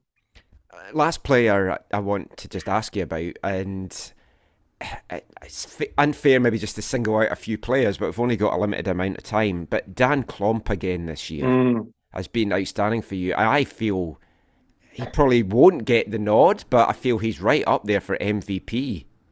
It usually goes to an attacking guy. It's kind of biased voting that way, but I just think he's been excellent this year. He might change the conversation, and the reason being, we've been successful with him. He's added key goals, and if we keep having the lowest goals against, he's now a part of the best defensive record in the league. And he knows what he's playing for. He's played every single minute for us, Mike. And he's what we've done is we probably didn't do him justice because he was a ball player. Like when we recruited him, he played in right of a back three. So when he made his debut against Ajax in the Eredivisie, I think he was 17, 18 at the time, he played right of a back three. And then when we looked at his other games, he often played there and sometimes played at right back. So we thought, okay, well, we can put him in there. Sometimes we played him at centre back, and he used to be a holding mid. So he always wants to get on the ball. And as we evolved, I tell you, it was a conversation that I'd had with my dad about Swindon back in the early 90s when Glenn Hoddle was the player manager. Do you remember that? I do, yeah. And when they got them promoted to the Premier League and beat Leicester in the final, they played a back three, and he was middle, and he had Sean Taylor on one side, and I forget who's on the right-hand side. Colin Calderwood. Oh. So he used to step in, and another Scotsman, Ross McLaren, would drop in. So when I was talking to my dad about these things, he was the best ball player. And I said, actually, I think we can play in a back four, but then when we build, we need Klompy in the middle as our Ronald Koeman, our Franz Beckenbauer, our ball player that Marco can play off of. And Charlie Trafford, as a defensive-minded but good with the ball, can just switch with him and get a rest in position while Dan goes, because then who tracks him? And what's been good is it's evolved naturally, but it came through that conversation with my dad about reflecting about past tactics that Glenn Hoddle used to do in the early 90s. Interesting. Going into this season, is it fair to say the pressure was on you a little bit? Maybe not from within the club, but from outside eyes, it's like, it's 5 years and Tommy hasn't got any silverware in the trophy cabinet. At the end of last year, there were discussions, is it time for Tommy to move on and new blood to come in? Did you feel that pressure? No, I started them rumours. It's part of football, right? They're paying fans, and they can sit. And actually, thank them, because I like the pressure. I prefer to do things that people don't expect you to do than say, they're guaranteed to go and do this. And I'd never lived it easy. I was never the most talented or technical footballer, but was able to have a few years in the pro game as a player. Same with the coach. I've built and built and built, and I know what it means to do that. So if people that come to a game, they don't know the hard yards we've been behind. They don't know the work that goes in behind the scenes and the people are at it. And they don't see the players and how hard they're working. I do. So when times like that, when I'm questioned, it makes me better. It makes the team around me tighter, because they want to protect me, because they know how loyal I've been to them. And it makes the players that much better when they're questioned. So they're right to question it. They're supporters. I'm an Everton fan. I'll always question that. So I didn't take it personal, but I did take it as a motivator to keep going, because I love to prove people wrong, and that's exactly what we're going to continue to do. I mean, you've been a big proponent of the regular season champion is the real winner of the league. You've said that from the very start, and not just because you won it in 2019. So to have that reward now, but not just that, to have a path now in the playoffs that rewards that even more. It's about time that the league has done this. But I mean, what have you made of these changes? What do you make of the new playoff format? Do you like it? Yeah, do you know what? A credit to the Commissioner. I know him, and I know Christian Jacks had a big influence as well on how things are played out, or suggestions. And the Commissioner has come from an MLS environment where, there's the supporters shield, but he also sees a lot in Europe. He's worked in Africa, and says, why would we take something, if we got 2 spots, why wouldn't we take what should be hard? And fans that pay their hard-earned money should see a cup final every week. If you're going to play 28 games, 14 on the road, 14 at home, every game should matter.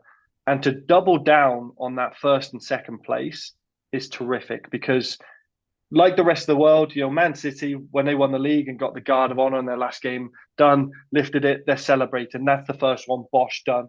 Now they're after the Champions League. It didn't stop them from wanting to go and win the Champions League. It's the same for us now in playoffs. We look forward to touching that trophy, to seeing our names engraved on it. And if it's true, the rumours that will also be backdated. Now suddenly we've changed narrative. So the future will see the success of the 2019 group that started it all.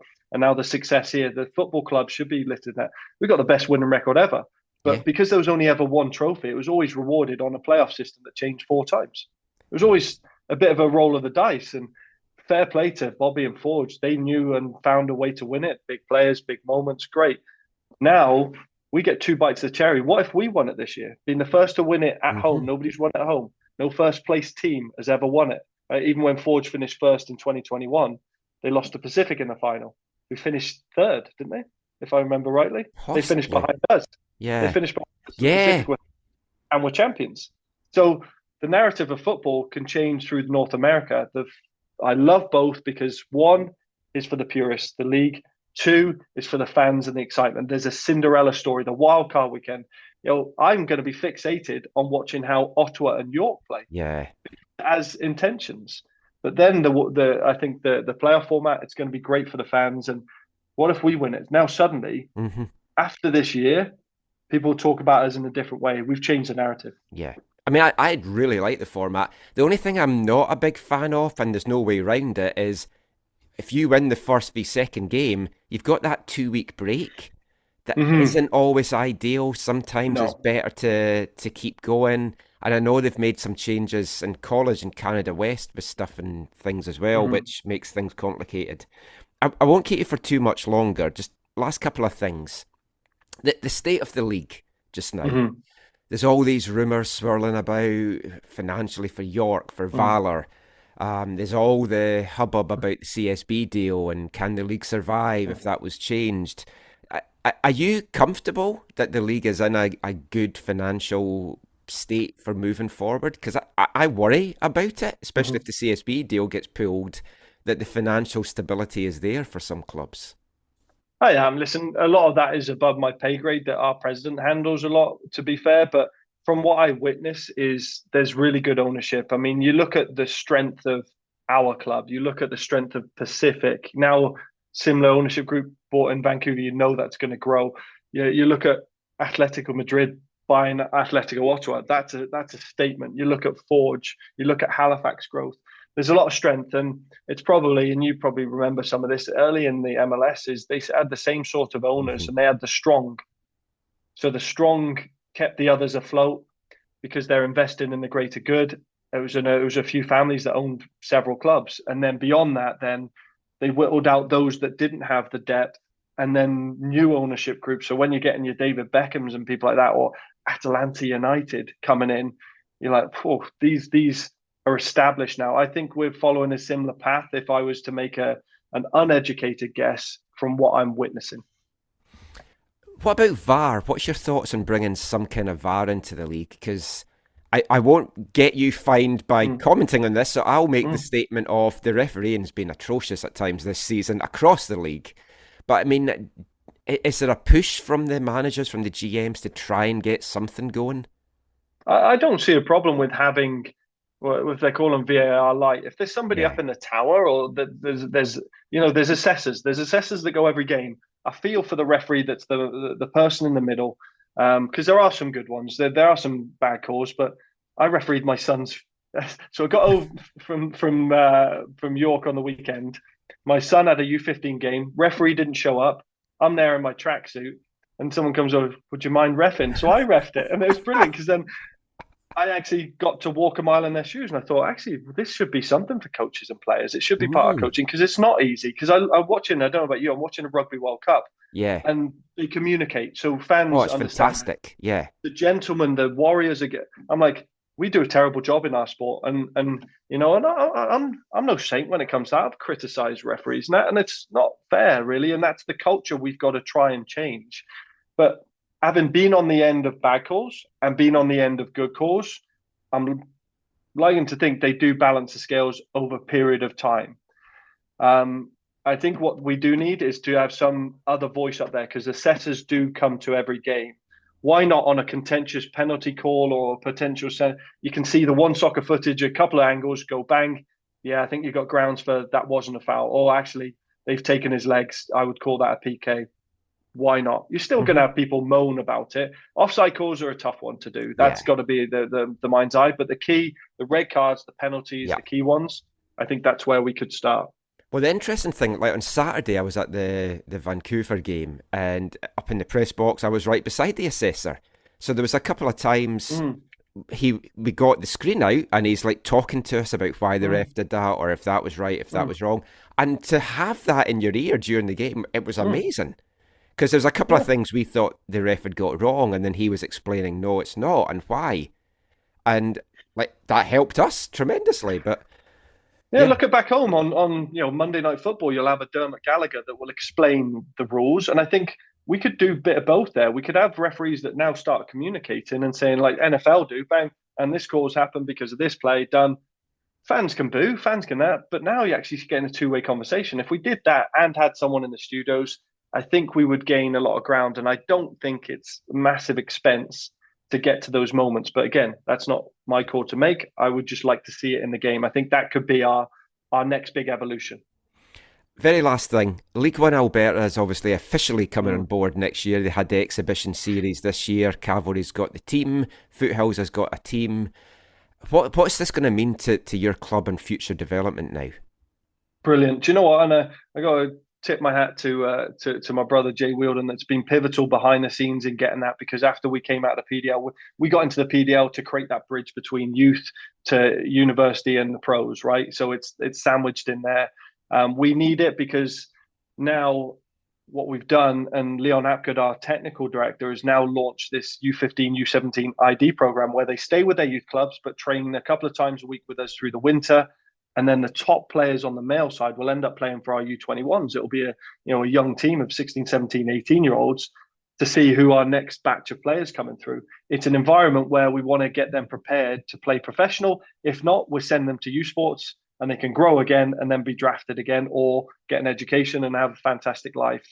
So there's a lot of great work. That's what it means to us. It's now given us a bridge in the pathway from youth to pro. And I think, we're massive supporters of it. I think Alberta Soccer, Lisa Grant and Jason Blake have really pushed the needle there to get it through, and credit to them. So it's nice to put our name in the conversation, because say it is a Foothills that win it again. Guess what? Like TSS Rovers and like Victoria Highlanders now they're competing in the Can Champ, which is now our version of CONCACAF.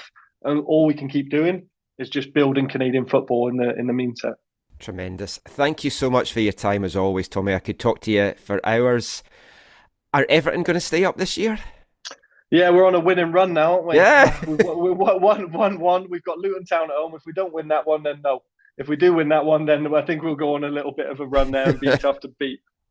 Well, good luck for the rest of the season. Maybe see you in the North Shield Cup if I can get out, depending on UBC commentary and stuff. But so happy for you. Delighted for everything you've done.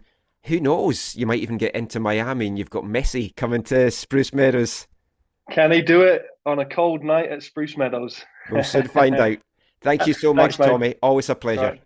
You too. Bye. Cheers, man. Take care. But it's very cold out here in the snow, marching to and from the enemy. Oh, I say it's tough, I have had enough. Can you stop the cavalry?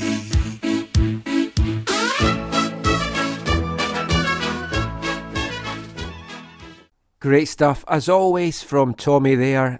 Always enjoy chatting to him. Could genuinely chat to him for hours. Been so heavily involved, him and his whole family, in the Calgary soccer scene.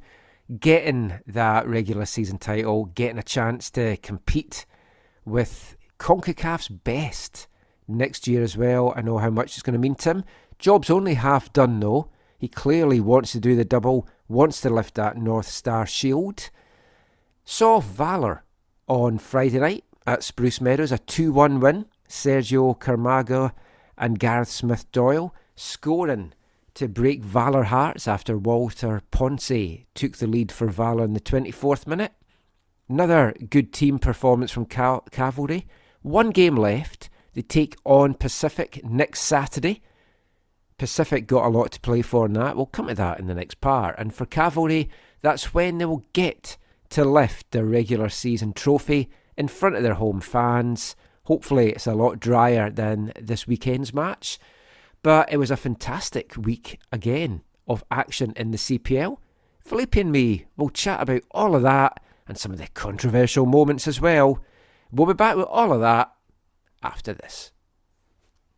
Hi, I'm Kekuta Mane. You're listening to AFTN Soccer Show.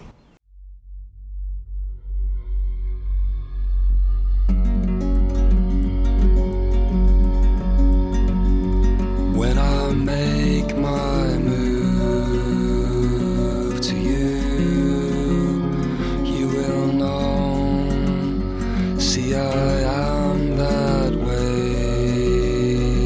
that breaks below. I will give you thrills and take your pain.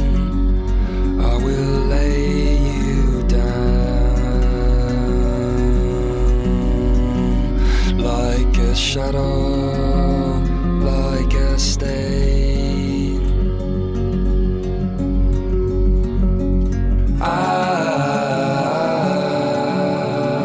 You know the score.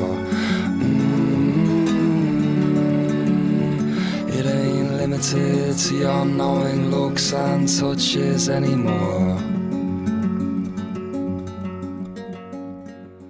Welcome back to the AFTN Soccer Show on CITR Radio 101.9 FM. And kicking off this part, Grian Chatton, lead singer of Fontaines DC, our Artist of the Month for September. That's the opening track, actually, from his debut solo album, Chaos for the Fly, released this year. That was The Score. And we all know the score. 2-1 seems to have been a popular score in CPL this weekend, as 3 of the matches finished with that scoreline, and another wild weekend of matches as well. Spoke to Tommy Wheeldon Jr in the last part, as we mentioned. Cavalry did the business against Valor 2-1. That was a meaningless match in many ways. Cavalry already won the regular season, going to finish first. Valor, I guess it wasn't meaningless for them, Felipe, because they were still hoping to avoid the wooden spoon, but it's confirmed now. Valor, bottom of the CPL for this year. Were you surprised by that? Yeah, a bit, especially with, like, they were getting into a little bit of form halfway through the season. But then, I don't know, maybe it was that Rovers game that really messed them up. I know they had a lot of injuries, but it really hasn't gone well. And I think a lot of it has to do with Phil Dos Santos. And I feel bad because he's a fantastic coach. He's really committed to the game. I mean, he missed the game to go finish his coaching license. Yeah.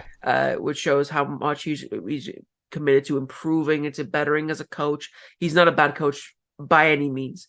But I think that it can happen where you have a good coach and some good players, and it just doesn't work. And I think that sort of happened where I think Phil Dos Santos is sort of losing the reins on this team. And also maybe this team isn't what he wanted, because Valor have always had the issue of how do you attract players to come to Winnipeg. Yep. And staying through the winter for next season. Yeah, I had that exact discussion with him before the TSS game. I said, is it difficult to attract him? And he's like, it is. But once they get there and they see the city, they like the city. But you have to get them there when it's not winter. Yeah, and I think that's why they went through for a lot of like international players that maybe didn't know that Winnipeg had such a brutal winter. Like, I'm going to Canada. Yeah, and they're like, oh, okay, cool. And like maybe expecting a little bit of snow, and then they get hit with a -40 in Winnipeg and the 2 feet of snow that they go through. I couldn't hack that. No. I love the snow. I like the cold weather. I don't like the hot weather, but that is extreme. It's an extreme that I would not want to live in. So yeah, so I think, the squad composition maybe hasn't gone too well. I think a lot of the players from Valor haven't stepped up to the plate. Yeah. Pacifique Nyongabire, at the beginning of the season, everyone was like, this is going to be a player. Everyone was raving about what he was. Yeah, people are saying he might be a potential player of the season. He might be like the newcomer of the season and everything. And he has not lived up to that whatsoever. I genuinely thought they were going to be playoff bound. 4th or 5th, I thought. And it was like the likes of Pacifique that I thought, that's just what's been needed to push this team forward.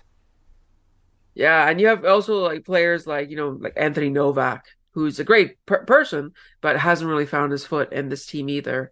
And, Walter Ponce being played as a striker when he's not really a striker. I see him more as like an inside forward. Siage, that barely has done anything this season as well. So striker is a huge issue. The attack is a bit of an issue. Keon Williams is a great player, but what is his best position? I think, and I know Mike Rice thinks too this as well. It's his best position to number 10, and that's where they should play him. But then, like, how do you shuffle the midfield? Because you want to be able to try to have Polisi, Diego Gutierrez, and Juan Pablo Sanchez in your midfield. So, like, how do you do that? There's a lot of questions and headaches that I think have contributed to, why Valor have finished last. And a lot of it is going to fall on Phil Dos Santos' head. And I don't know how much of it is really his fault. I do think, obviously, he has part to blame. But he's GM and head coach. So, he's the guy that's making all the decisions. It's hard to hang on, and you've had the embarrassment of losing to a League One side in the Canadian Championship. And then it all went downhill from that, really. Yeah, this has definitely been a year to forget for Valor, and I think they would have had a little bit of solace for not finishing last, but the fact that they lost against Cavalry, and then they were condemned to the last place by Vancouver. Just Yes. has made it super difficult for them. Well, let's talk about that game that consigned them then, because we'll just say Vancouver won 2-1. So moving on, as Zach throws things at me. Yeah, Vancouver FC, another Derby Day victory. Went over to the island, came away with a 2-1 win over Pacific. First half goals from Gabi Bitar, Vasco Fry, lovely finish from Vasco Fry. The ball flew on loan from WFC2. That's what the Whitecaps will be wanting to see from Vasco, because I've got to say, he hasn't quite lit the heathers alight for me since he made that move, and sometimes a little bit chip on the shoulder, I feel, when he's playing. Yeah, he plays with some confidence that is great. You want to see that in the player, but also maybe sometimes can hinder him a bit. You want a player that sort of knows where he's at and sees this as like the level that he's at, and doesn't think like, oh, this is just like a little loan move for me, and then I'll go back to WFC2 and hopefully going to the Whitecaps. And also, like, I've seen him get angry in that win against Halifax. He was heated. Yes, we were talking about that. It's like you need to take him off because he's getting sent off. Exactly. So like you could see that, maybe he is having a little bit of trouble, acclimating to the team, but that goal and his performance overall, I would say, has shown that he's starting to gel well, and maybe when last game of the season, if he has another good performance, then maybe Vancouver will look at, do we want to keep him around longer, and maybe WFC2 will be like, yeah, go for it. Because I know WFC2 are going to want to do a lot of turnover after the end of their season. Collapsed again, second year running. Gabi Bitar's on good form as well. I would have given it as a did it shown goal, but the last I checked, it still went to Bitar. So they were 2-up at half time. Eastern and Garrow pulled one back, 2-1 final. Do you want to talk to you about a man that suddenly became an AFTN hero during that first half? Mikhail Kantav kicking Josh Herd. Now, anyone that kicks Josh Herd is okay in my books, but I think if there was VAR in the CPL, that's a red card. Yeah. Vancouver's down to 10 100%. men. Whole different story then. Possible whole different result. Because it was 1-0 at the time. Yeah. And like on one hand, those are the little the antics that you kind of see in a derby day that get you riled up and be like, yeah, it's a derby day. But at the same time, it's also like you don't want to see that in the game. Like, no. I don't know if he meant to kick him or if he tried to get the ball, because when you see it from above, it looks like he's trying to kick the ball. But when you see it from the other level, it's nasty. It's not nice. But yeah, I think he was a lucky boy to get away with that. And that the officials didn't see that. There was a lot this weekend that the officials didn't see. But I think even this, despite that, I think Vancouver had a very, very good performance, especially in that first half. Second half, Pacific came back, but Vancouver did pretty well to hold on. A lot of that hinged on Callum Irving again having a superb performance. He made, I think, 4 crucial saves. A couple Hollywood saves, I would say. So to show how important he has been to Vancouver this season. I mean, he's my player of the year for Vancouver. For me, he's in the... And I know it's crazy to say that for a team that's letting so many goals, but he's surely in the reckoning for like goalkeeper of the year. I mean, he'll definitely be in the top 3. I don't know that he wins it, but if anyone's watched Vancouver's games, they'll have seen that without him, this would have been a way worse season. Oh, yeah. For Vancouver. Because there's a number of games he's kept them in. And even the big scoreline games, he's kept the score down, even when they've let in 4, 5 or 6 goals. But a lot of hope for next season for Vancouver. It feels like they've turned a corner. 3 straight wins since being eliminated. And like you asked Afshin that after the Halifax game, did it take some pressure off them? And didn't really say yes or no, but they do seem to be playing freer. They've won 4 of the last 5, and that only defeat was a 2-1 defeat against Cavalry, the champs. It looks promising. They've got this great core, and if anything, the season's just finishing too soon for them, because you just want to see what this team can do now. Yeah, I mean, that's something that Afshin mentioned, is like, if this was a 38-game season, as a lot of other leagues in Europe are like, then there might be even a shout for them to be able to clinch maybe that 5th position on their form that they're at. But yeah, it does show the growth that they have had. I think definitely, as much maybe they don't want to commit to the idea that they have had pressure be relieved. I think they have had pressure be relieved since becoming eliminated from the playoffs. I mean, looking at the form table, they're the second most informed team behind Cavalry since they got eliminated, which shows how good they can actually be, maybe without that pressure. Yeah. And maybe now focusing on, let's just play well as a team rather than let's win games to get into the playoffs. I think maybe that's the shift in mentality that they've had, and it's worked really, really well for them. They've shown leaps and bounds of improvement since the beginning of the season, and I think there's now a lot for them to build off of. And there's a lot of room for great potential for success, where if they make the right acquisitions this offseason, they could be right in the mix. Oh, definitely. Next season for playoffs and potentially even more. You never know with the CPL.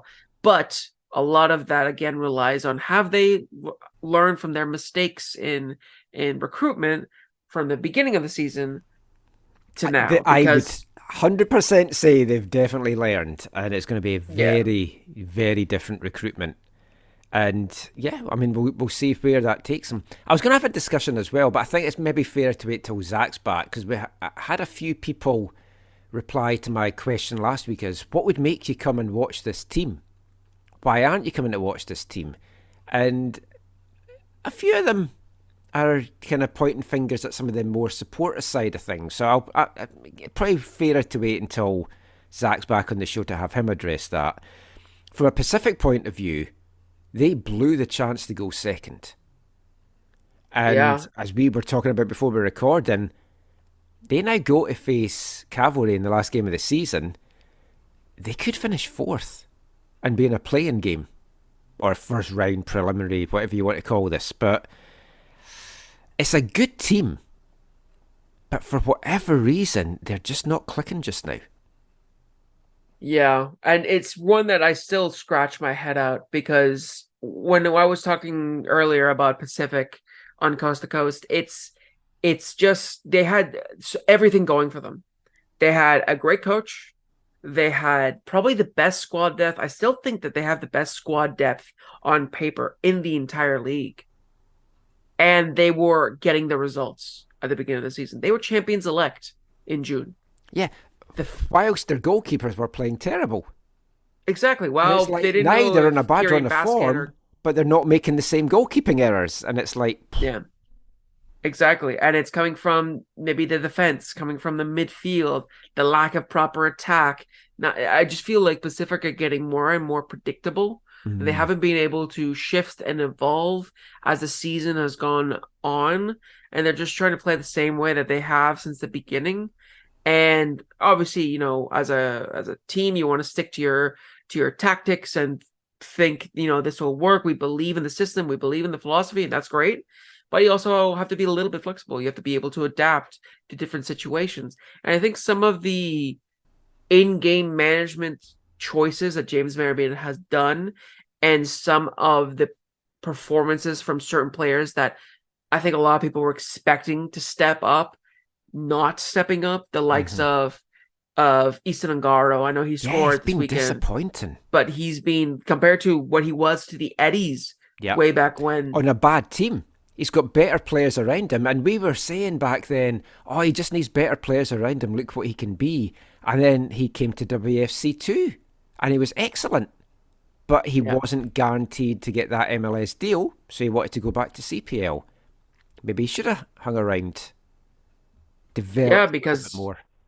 because this has not been the season that he wants and the season that a lot of people were expecting. I know a lot of people were thinking that, Easton Garo's back. Let's put him as a shoe-in for, fighting for goal scorer of the season, top scorer, golden boot of the season. But he's been nowhere near. No. And players like another ex-Whitecaps player, Scooter, Kekutamane. I know in the Discord channels and Reddit comments, a lot of people are banging their heads against the wall because they can't understand why he keeps starting, why he keeps playing. I can't either. I was talking to her about this with Hurtado being on DC. So Hurtado and Mane came at the same time. There was always lots of comparisons here in Vancouver between the two. Mane was always the better player. Yet Hurtado is still in MLS, and you've got Mane that's now in the CPL and not doing great. But yeah. And the reason Pacific's in a bit of trouble now is they go to Cavalry next week, and Halifax, they finally clinched their playoff spot. Absolutely delighted for Patrice Geyser. They go to play Valor. So if they beat Valor and Cavalry beat Pacific, all of a sudden Halifax are third. And it's squeaky bum time for a postseason run for Pacific. But Halifax clinched their playoff spot with a 2-1 win over Forge in a very controversial game. Massimo Ferrin, 1-0. 12th minute, Halifax. Nice goal. Halifax started strongly. You're like, yes, here they go. Rubens Pacius tied it up in the 34th. Then, to round off the half, 2 moments of controversy. Daniel Nimick inexplicably has a goal disallowed. Yeah. I can't see offside in any shape or form of this. No, I can't at all. I don't know what the assistant referee was thinking. I don't know if he thought that somebody else was Dan Nimick or the ball hit somebody else. As soon as it wasn't like after a few replays, you're like, oh no, he's probably onside, whatever. It was literally off the first replay. You're like, that's very clearly onside. Yeah. That is very, very clearly onside. The only thing I thought is he's probably not been watching when the ball got kicked, because Nimick very quickly gets goal side. So I think he's maybe heard the kick, which is obviously going to not be instant, and then he's put the flag up because he's looked offside at that point. But it wasn't, and it could have been such a costly mistake. Did it even itself out? Because Halifax then get a penalty, which clearly was not a penalty. No, it was not. I saw it as karmic justice, really. I did as well. Especially. I was quite happy. And you as a Forge fan is even saying that. That's the thing. It's where it's like, obviously, it sucks again for that to happen against Forge. But the fact that Dan Nimick got such an obvious goal disallowed, having that penalty, yes, it wasn't a penalty at all by any means, but I was like, okay, it sort of balanced itself out to a degree. And the penalty, and he scored that penalty in that event, essentially was the game-winning goal for Halifax. So the second half wasn't anywhere really as exciting as the first half. That was really flat. I was so looking forward to a feisty second half, and it just... Yeah, I was expecting a lot more... there was a lot of yellows, but I was expecting a little bit more from Forge. I think they saved all their passion for post-game. I don't know if you've seen the post-game stuff. I've seen quotes from the post-game, and it's funny because when I was at the Forge game when I was in Ontario, there was also some controversy with the refereeing against Halifax. Yes. And I asked Ashinoide Johnson about the refereeing. He's like, oh, no, we try not to talk about the referees because we don't want to get in trouble. And I'm like, oh, okay. And then literally this came out. I'm like, well, I guess that went out the window. Yep. Kyle Bekker and Bobby Smyrniotis let rip on refereeing, not just in this game, but throughout the year in the CPL. Let me play that audio just now.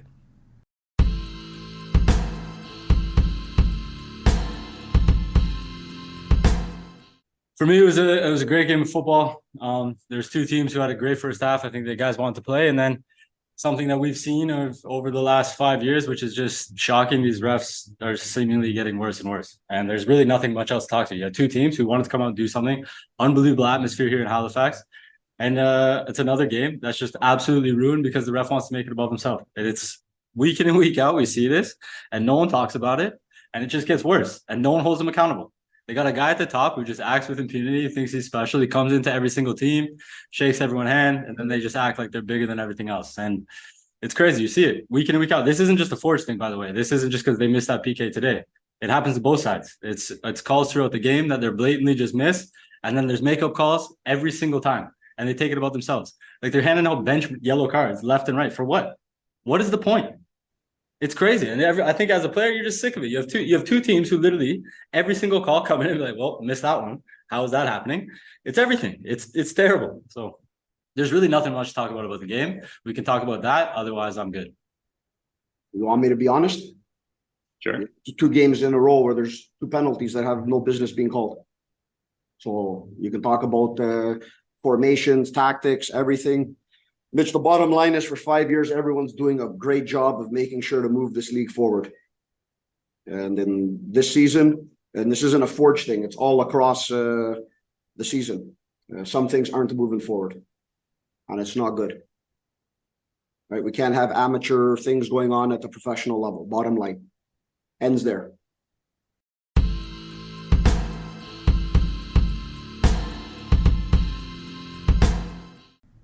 So, yeah, Kyle Bekker and Bobby Smyrniotis, I was going to say not pulling any punches. I think they wanted to speak more. But, like, first of all, I am stunned. There was one person on the call. Mitchell Tierney was the only person on that post-game call. There was nobody there in person, it would appear, because the only person that asked any questions on that whole call was Mitchell Tierney. And as we've talked about in this show before, this is a very concerning aspect of the CPL, that there's not a lot of media. Halifax had so many media in the past covering the team. I don't know what's happened there for a big game where they've clinched a playoff spot. But anyway, that aside, Kyle Bekker says, I've nothing to say about the game, but I'm happy to talk about this after going a big rant about the refs. But no other questions came, because it was like, yeah, I think we'll not make sure he gets fined there. And then Bobby went off as well. I mean, Bekker said the game was ruined. The refs are getting worse and worse. Bobby said, well, he threw out the S word. Shenanigans. He said there was shenanigans. And that basically it's not professional and it's very amateur and you can't have that in a professional league. And he's spot on. I mean, we've talked so much about the need for VAR, whether it's VAR light, whether it's whatever. Tommy Wheeldon talked a bit about it, asked him at the end of our chat with him there. I would take it your stance is the same as mine. They need something in this league. Yeah, because too many times have we seen challenges that weren't a red card be given a red card. Too many challenges that should have been a red card that weren't given a red card. Too many goals disallowed that were called offside that weren't offside. And the list goes on and on and on of so many decisions. And yes, referees are people. They're going to make mistakes. The fact is that the caliber referees in the CPL aren't going to be as high as we see in other leagues. And even in other leagues, we see high caliber refs make gross mistakes. So like even and with VAR, so even VAR can't guarantee it, but it helps. And that's what I've always said every time that I've talked about VAR in the Canadian Premier League. Do I expect VAR to come in and fix everything? No. I expect it to help referees review the decisions in the same way that, you know, us as people, we would love to be able to see, hey, we made a mistake, let's rectify it. The same way in every day, the same way the referee should be afforded that luxury as well. Yeah, because they're going to go home so much writing and see the mistakes they've made and feel shit about it. Exactly. And it's the same way with like the VAR officials in the Liverpool game. I can only imagine, you know, that they were in the doghouse in their own minds after that game. And for the CPL refs, the same. And, you know, referees, there's no more hated figure in the game in any part of the world than the referee, the amount of stick that they get. So why not Josh help them? Yeah, that second, okay. And then, yeah, Englishman as well. But yeah, the fact that that's how what characters are that's what referees are put as those characters that everyone loves to just hate on. I've talked to people who are like, I just hate referees on principle. And I'm like, why? Because without them, there's no game. And I know they've got a tough job. And it's like, I know some personally, and this is to make their life easier and better. Exactly. So and so the fact that we still haven't got it. I mean, it's going to come. I mean, it's something obviously everyone's going to want to ask Noonan this, I think, in the post-game stuff. So, I don't know. Last thing to quickly talk about. York moved into 5th playoff spot. Kevin DeSantis, 88th minute winner. I only watched the highlights of this one, but happy for Martin Nash. I know Martin says nobody apart from them want York in the playoffs. If it's a choice between York and Ottawa, I want York in. I want Nashy in. And yeah, good for them. They haven't clinched it though, but it does make this game against Vancouver now on Friday night very tasty, because York, a point might not even be enough for them. So they might still need to get 3 points against Vancouver. So that should be a good one for folk to take in. If they don't do it, Atletico need to win at Forge, which is not going to be easy. And then, again, that could mean Forge don't finish second if Pacific can win at Cavalry. A lot to play out over this final weekend and then the playoff start. Can't wait. Should be an absolute cracker. Yeah, especially since, it's still possible for Halifax to finish second and potentially to host the CPL final, because if Forge lose and if Pacific lose and Halifax win, they're second. That would be amazing, because also it means if Cavalry win the North Star Shield, Halifax in the Champions Cup. Exactly. It goes to the runners-up, bizarrely, I think, in the regular season. But, let's hope that's how this weekend plays out. Looking forward to that. That is it for our chat. It's not it for this show, of course. We've got to bring you this week's Wavelength, and we're going with a song that was just released in August. Yeah, we're going right up to date.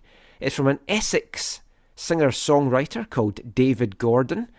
This is inspired by the team he follows, Southend United. I don't know how much folk know about the plight Southend United are in at the moment. They're in a very bad way. 117 years old, but they could be wound up on Wednesday due to a £275,000 debt that they owe the taxman. They're already under a transfer embargo. They've been deducted 10 points. They're sitting second bottom of the National League, which is the non-league highest division.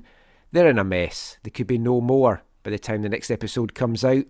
So David Gordon's written a song, just memories of going to watch Southend as a younger lad and the fun off the pitch that he had with his mates. This is The Bee's Knees.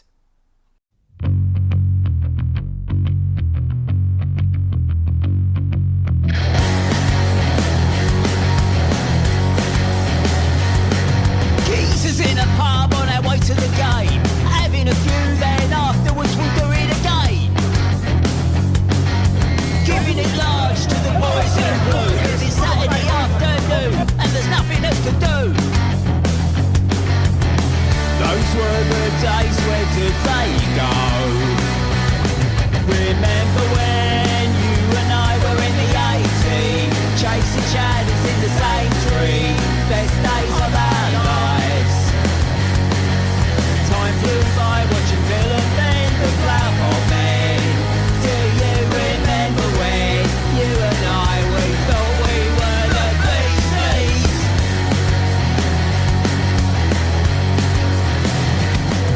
Another away day, trip in the rain, same old faces, sitting on the train. There was Ginger Lee and North Bank Mick, two fat ladies, a priest, and some lunatic. Those were the days, where did they go?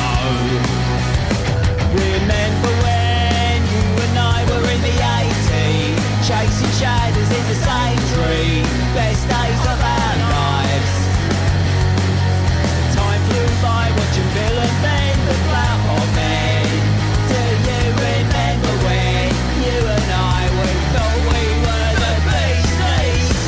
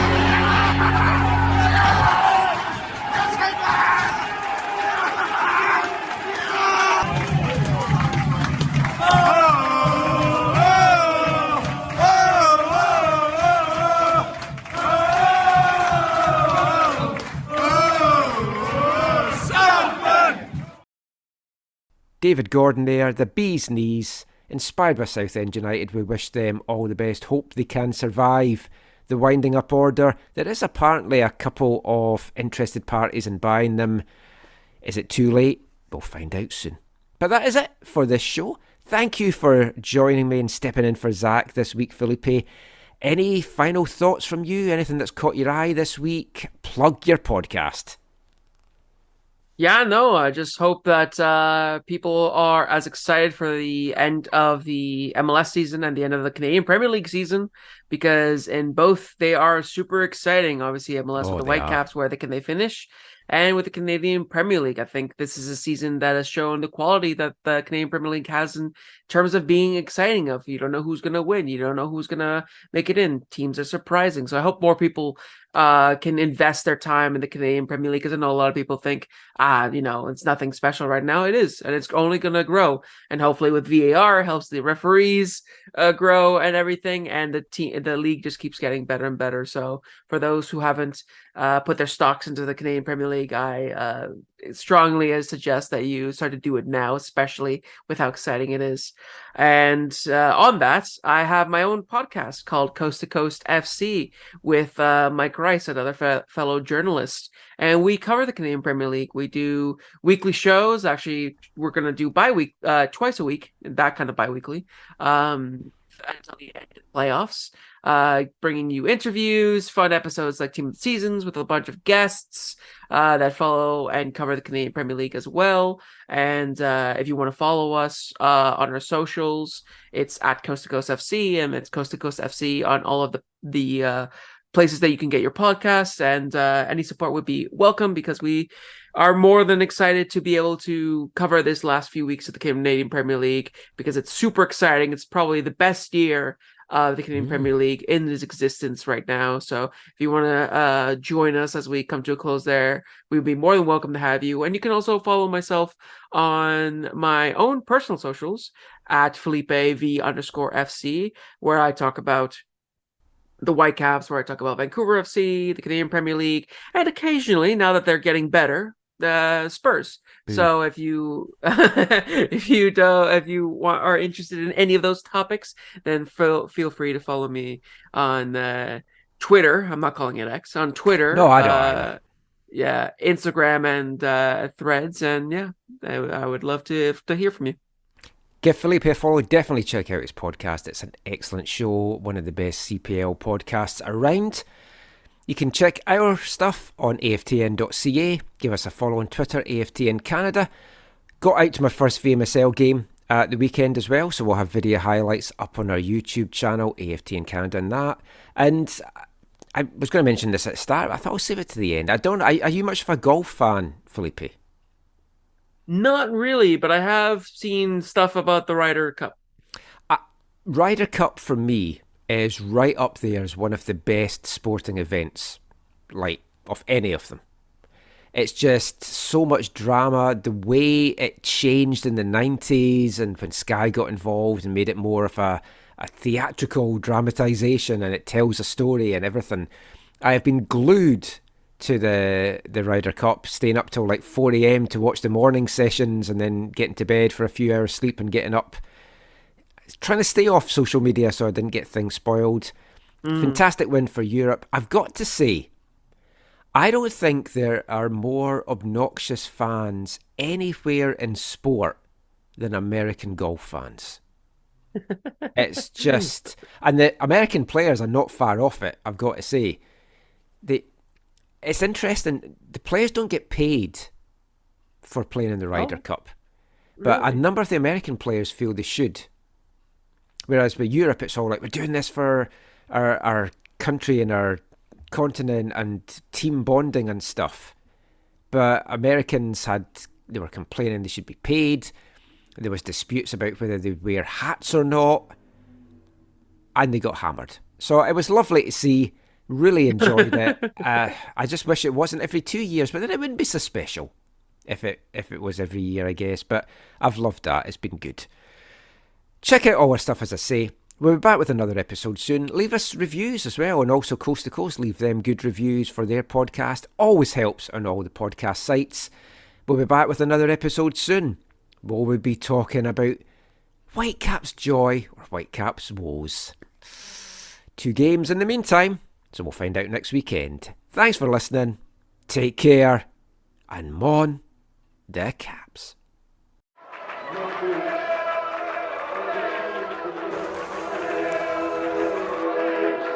Going to your first match is an experience you never forget. The atmosphere of what's going on around the pitch looks beautiful, and you always look and go, wow, I'd love to play here one day. If you get the bug, it's going to stay with you for life.